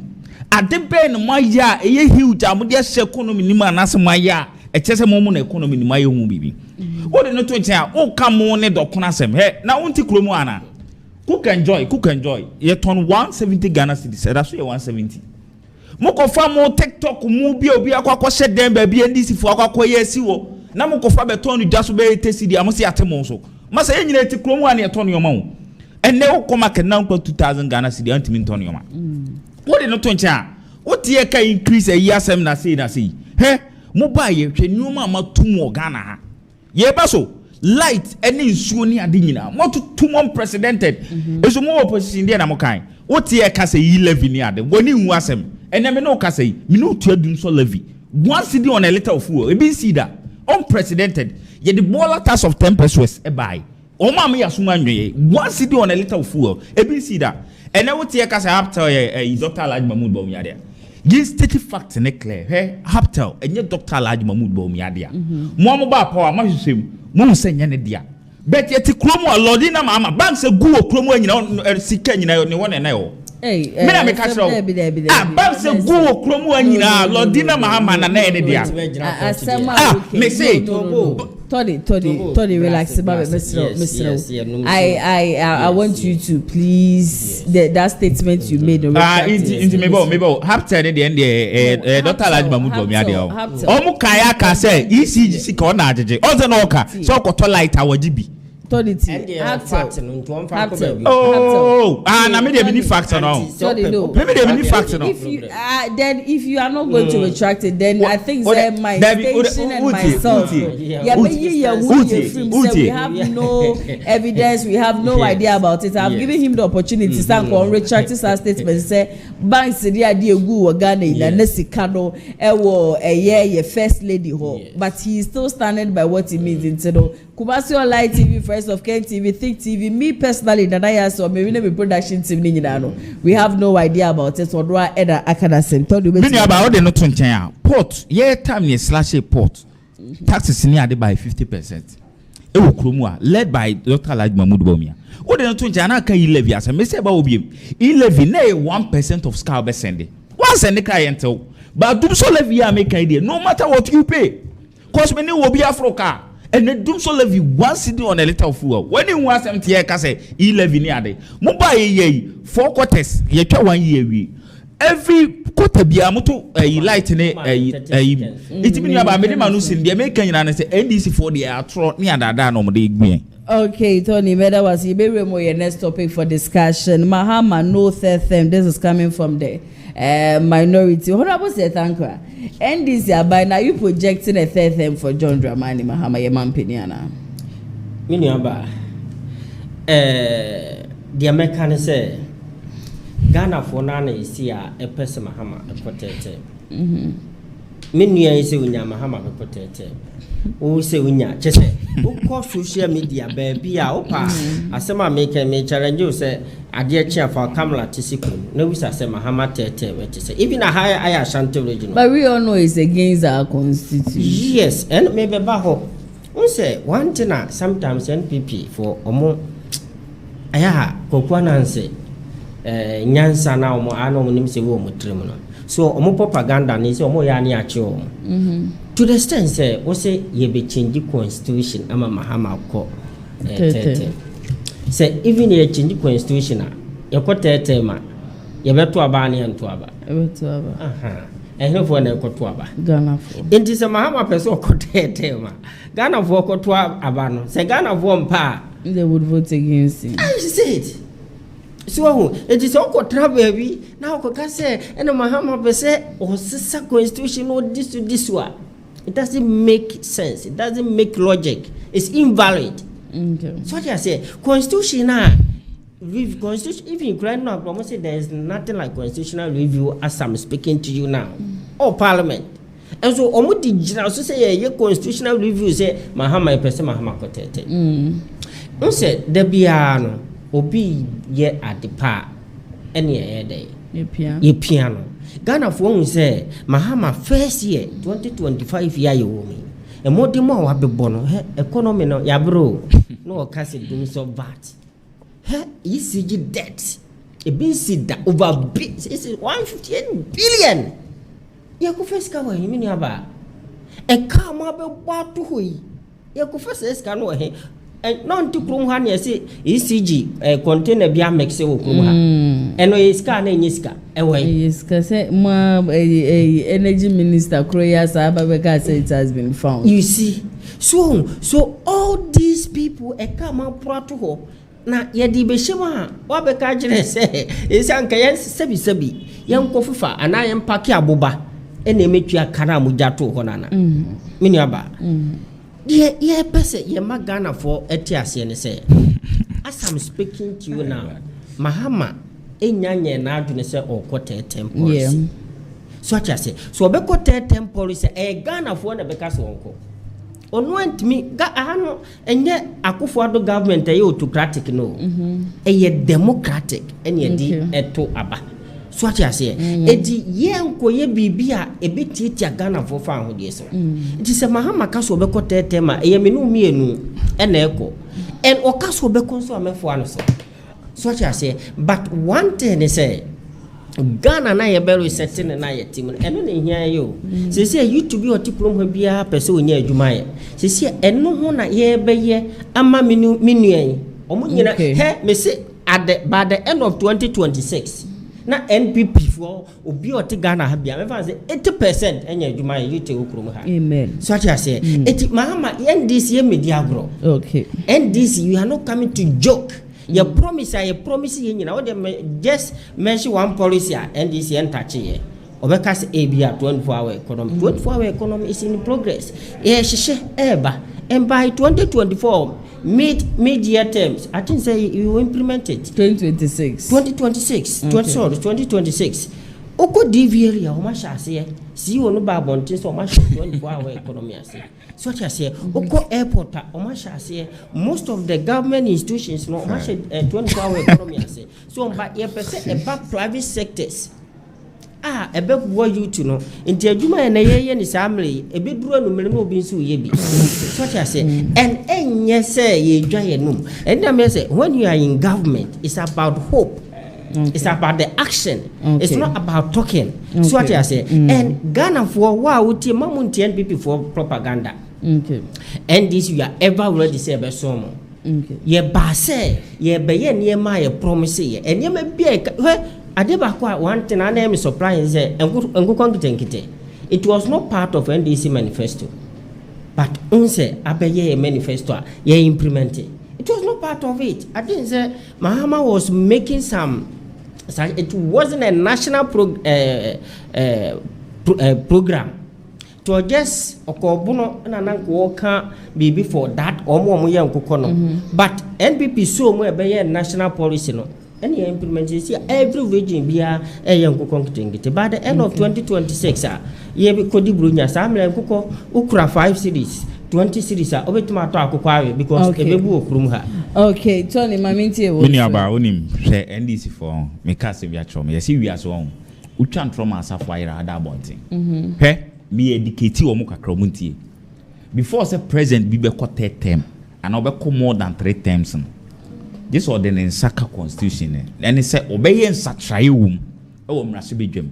Ni yakọ referendum. Ti after referendum no and a president in Benjamin Wakwenya, the idea, and there are more terms. So, we need Sadian and no fan to meet. This only answer trial constitution and sign a call referendum. Sign a referendum, not Joe Matum. Where Niginani say Ghana Hyatt since independence, and as I can say since 4th Republic. Yashem Lato was a president Biaku 2 terms. Unko Bib. I'm Lanedao. Ubia Diaba. Rollins started 4th Republic or the year Juma. Ko 4 by or the year Juma. Mills by Nyame fan the crazy ye. Mahama betwaso. Wasaba. Ekufuado aba or the need year Juma. Dear na wo dear de si kwaya we ne sonkwa. And then there will sell pay more terms account. Na jo normal ni mama o. Uti se ni bradi ankasa. Oh, mini aba mba betre wase mba betre. Unu dey make kasa. Unu dey make kasa. Tony, let me say this. Our president himself has said it that unquoted. Yes. It is rather the people around that I think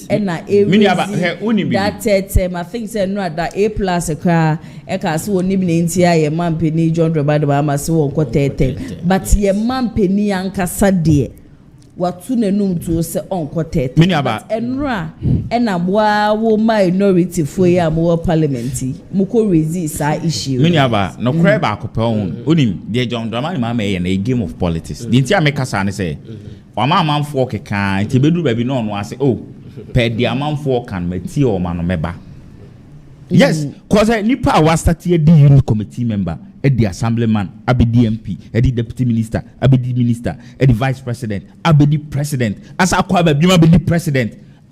You be being pan we and we say. And akunya be na won transfer that person transfer.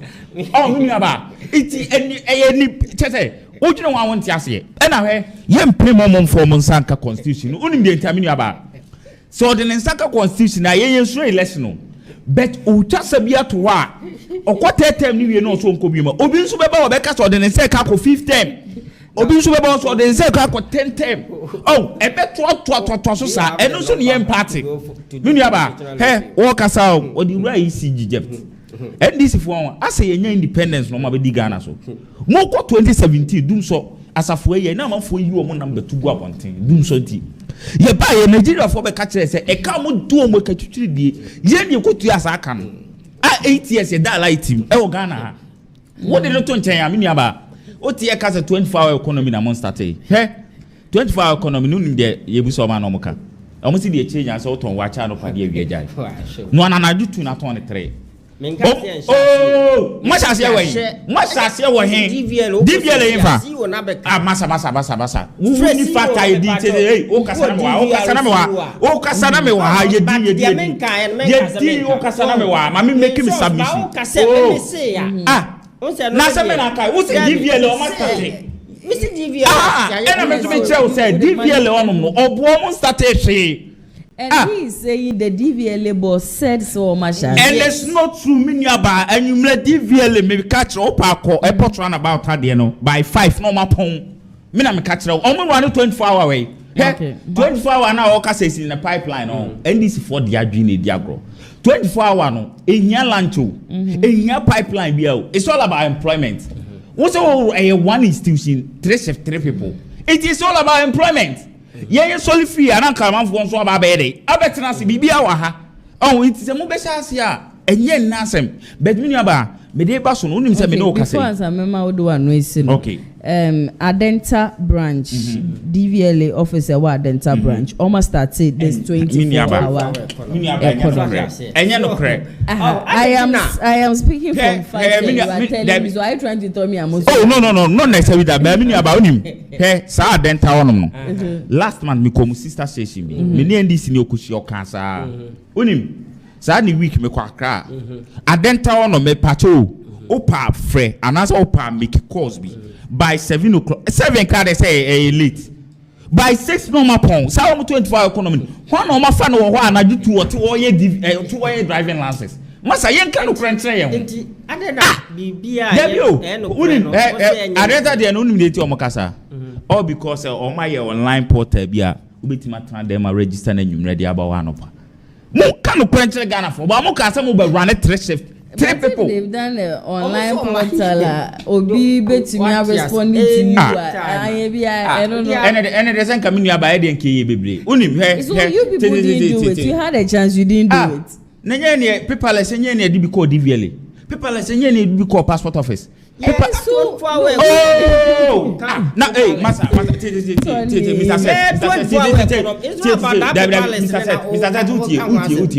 Oh, Kasana mewa. Na nyame da me yedi na me flow.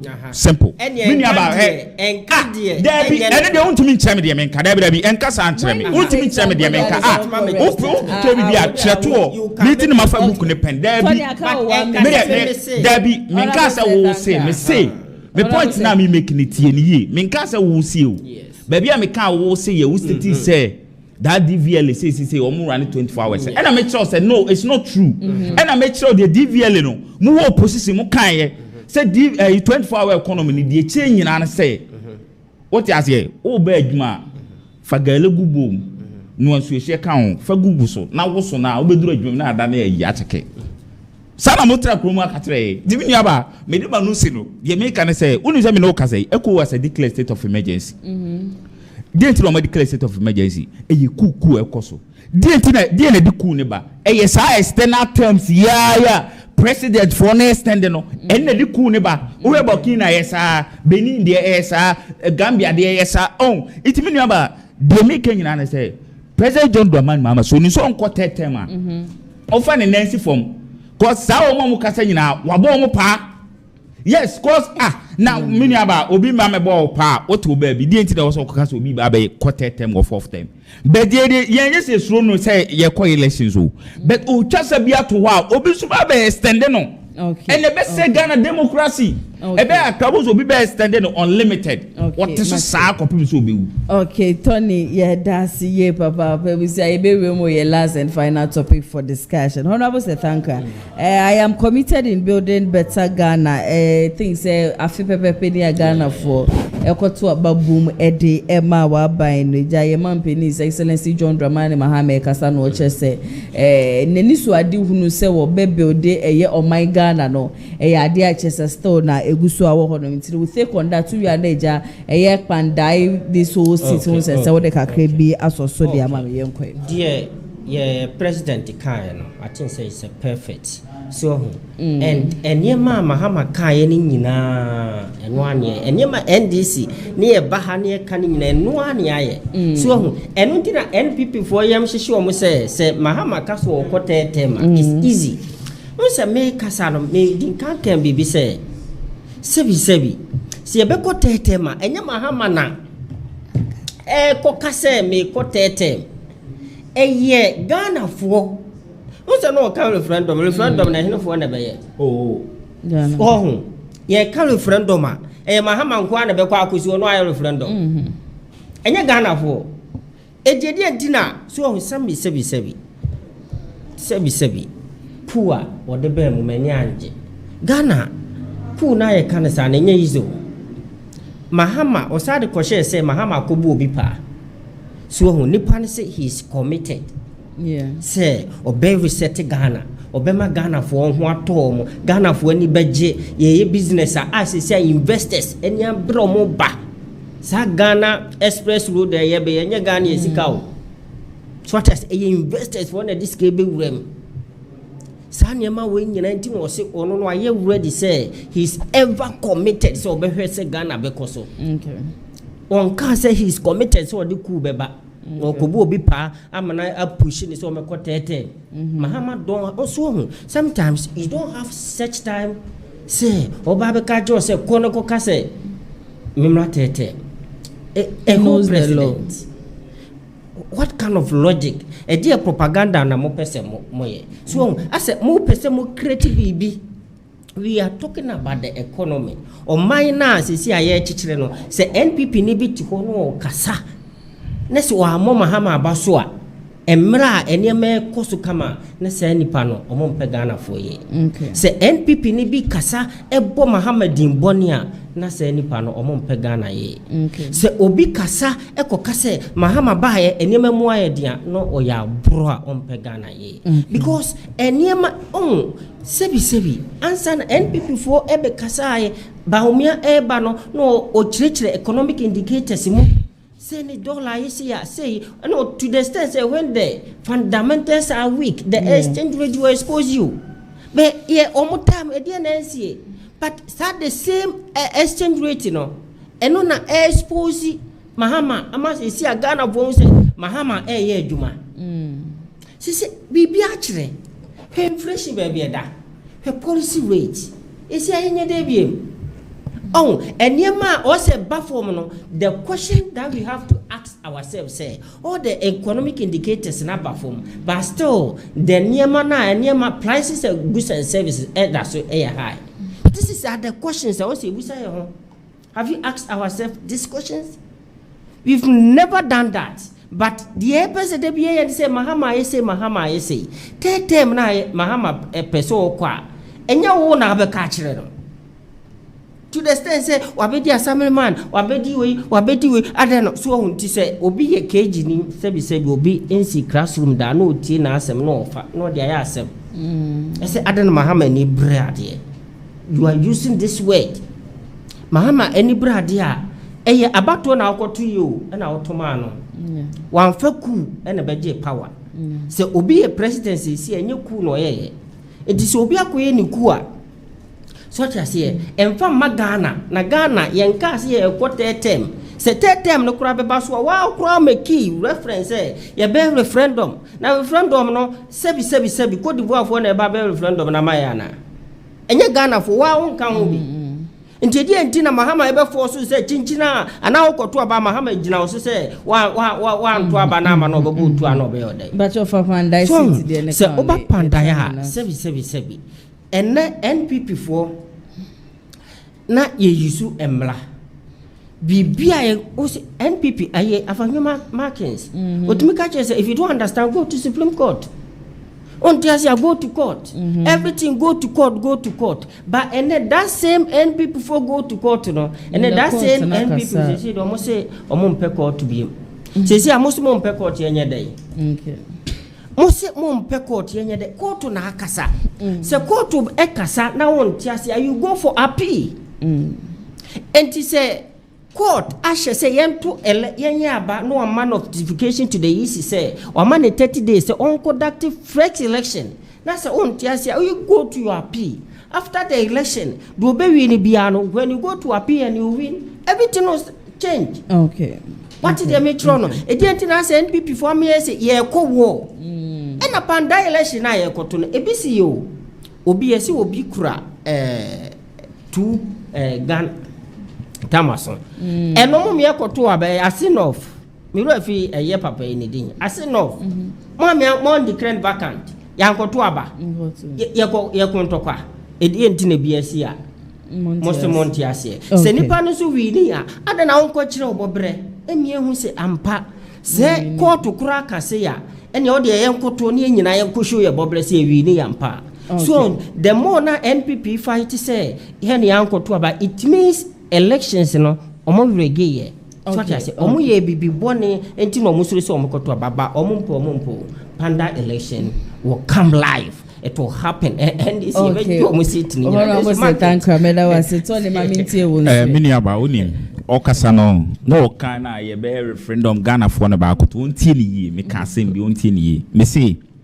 parliament be the card and sa constitution and sa na referendum na ba so it won't say if you want yakutu the parliament anya sa try na referendum yintimi nkonkoye ene dwamdwama ni mama ntimi sore se nkoye referendum parliament ntimi sore se nko unless omo do omo nsa ka constitution sa na mpese wote ase good me ba sa ne term na afiwe na so waye better he de waye better nyina ne se obo ka kire se obetu assembly members ka me no ka se ontu omo ka afo msikadi oh wait o ka sana me wa yidi mesra Mr. Setway o ka sana me wa ha me say Mr. Set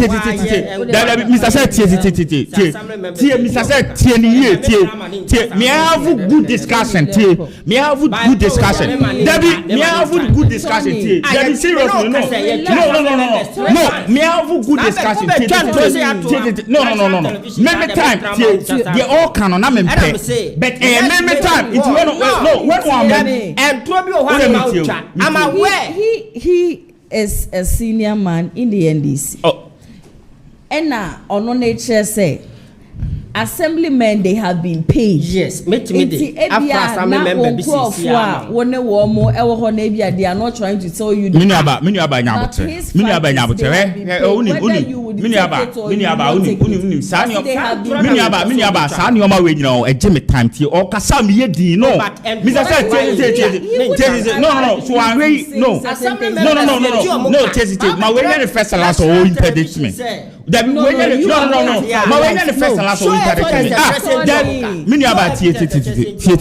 Assembly members asama ye kan mebo first budget e ready ye no 2025 budget no ye di semu se betu omo ka for the whole year tie o fla assembly member bi abusa na only 2 months no mo saka me no ka say me and you sit here and you say me na 2 out of 12 years enye 10 into automatically untu ai what are you okay onko tuari aka no so onko tuari aka oh miniaba in fact said the show ni say kono no enkasa ankyere me make a troti ma we your first last we internet me yaba me kasa seriously no cause you are going too far enkasa ankyere me una be tell me una be tell me jabi okaka no miniaba me de to aso bunim hwe yeti kromo a omu se twa 48 million Ghana cedis se omu de ba beti women's bank 480 billion ene me no ka sei ma me bia ka ni kromo a 10 Ghana cedis omu de ama no kromo a mini aba wo de no to ntan a omu ko opposition omu ka tell so omu ba ba mu a headmasters no omu diska be mo omu akodi jo market aba be ye aduane de ama nkwala na school ene ti a medi a wo ha ye bi so omu headmasters omu de 1 cedi cable so nkonkodi dwa atroni adada na bi no what they not on tire President John Dramani Mahama na fruit na pass during campaign time say oba obe provide cheaper reliable electricity e okromu a mini aba mini o ka say every quarter of the year be to electricity and lighting mini o ka say 1st January 2026 year to electricity mun kwa 9.8%.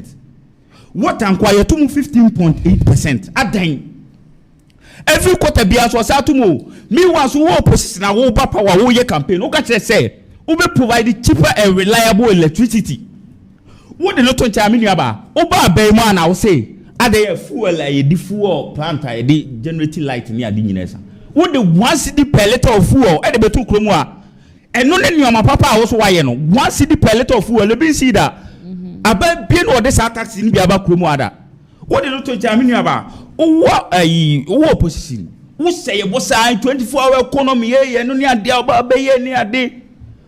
Campaign wo ye nyina na ni your main priority awode ye me de manu si wo. Unim 24-hour economy no oba ye de en wa ya fa. Eye one company 3 people. Sana mo ka kire.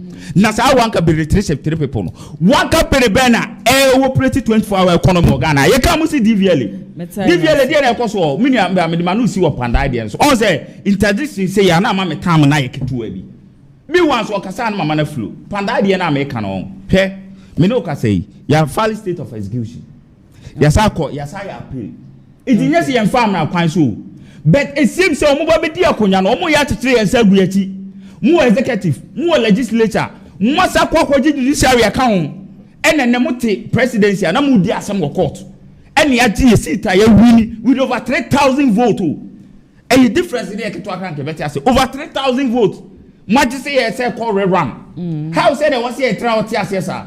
It be nearby ye dey can say jejimledi. Yes, final stage of education. Yes, I appeal. The court on the back and then I ye be so. But until the court on the kaye, na clerk of parliament, issue letter the akoma is in the and on a yes, yes, yes. Was here finally appeal? I mean, appeal and some new and sana is baby be and as a clerk baby be the akoma easier. Why? But I no can say clerk. I notify electoral commission. I'm electoral commission by the data the call run. A blind injunction that's what blood still of execution. You file that's some so many about. It's here the can say Jim lady. The be free court ban. And I be so. Okay, we have say we chiano beti be chiano. Many about make sure Reverend Samuel Pokuma for the Gospel Center Summers of God ano. Na make sure Bishop Mike Achebo no so the CCM ano e wo Tafu constituency. Okay, Tony Medas, honorable say thank you. Okay, Mechia, your vice president.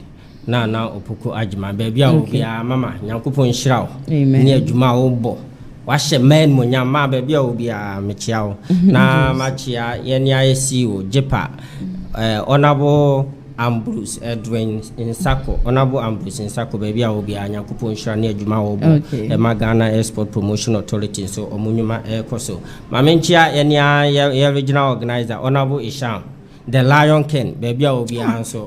Mechia, na Machia, regional chairman, and I say a sham the position. So, a sham last and position. One count, na Mechia, any your doctor, regional minister, Doctor Frank Amwa, baby, I will be a Yankupon Shan on count, near Juma Pa. Obama Asante region Yankupon count. Okay, Honorable Seth Ankra, NDC communication team member, Sasona Tony Prempen, so your NPP communication team member. One more, and I ended day, Major Brenny, one more to show come out, I was showed on Jumedia soon. Go for B, and I saw my see a Monday program me 8 years successful. Lineage, Clinic GH4, me pacho, Arabia Red also, which young Union Red Row be memo, a idea just say, pressure, a cost rankasa, where won't pay more grony idea in something which is that me pacho hwehwe Lineage Clinic GH4 wo mechi akwai na wo mundro papa no wo mfama na yade ne nyina no entumi entutu emfiri wo widie mo ye adwuma Mondays ekosi Saturdays anopa 8 am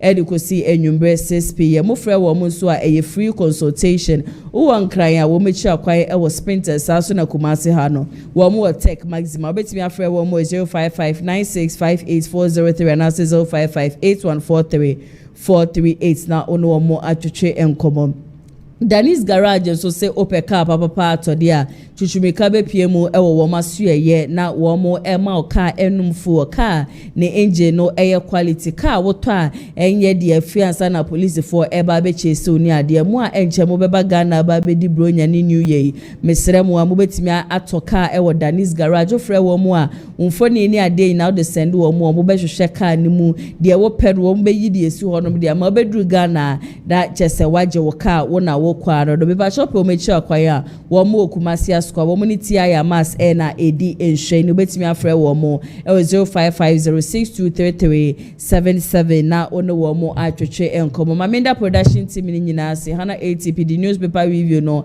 ebe so mo saso na camera ni MCR so kojo support ni Sandra Juma na Echeguru executive producer Mr Daniel Yabu amonso amoje brehwe adwumedie mu nyina no Nyankopon hyiram ye papa me ametine adwam so di dwumedie ye beso mu medi ene na ya se onyame adom akira exactly 2 pm ye besa so atena se na joman Ghana ho nsensem nyina no ye dia ba beso mu till then stay safe ye besa so edi ehia makramo.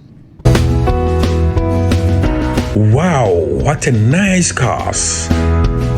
So peka eye neat pa afeni eye free so edi abadia. Contact Dennis Garage. Hona benya ka etiapo a eye neat pa ato. Ka efeye eye latest models cars aba. So pe eye Honda CR-V anase Toyota Tacoma, Toyota Land Cruiser, eye Sparks enketenketin ya eye Uber ni nyina obenya bi ewo Dennis Garage. Si say need to be cry eye aba eye Honda CR-V eye hybrid engine capacity no 1.5 entry fuel obehu Dennis Garage ewo TI Ahmadiyya opposite onwa frewa homa true for so 0550 623377 eho ana Dennis Garage ewo.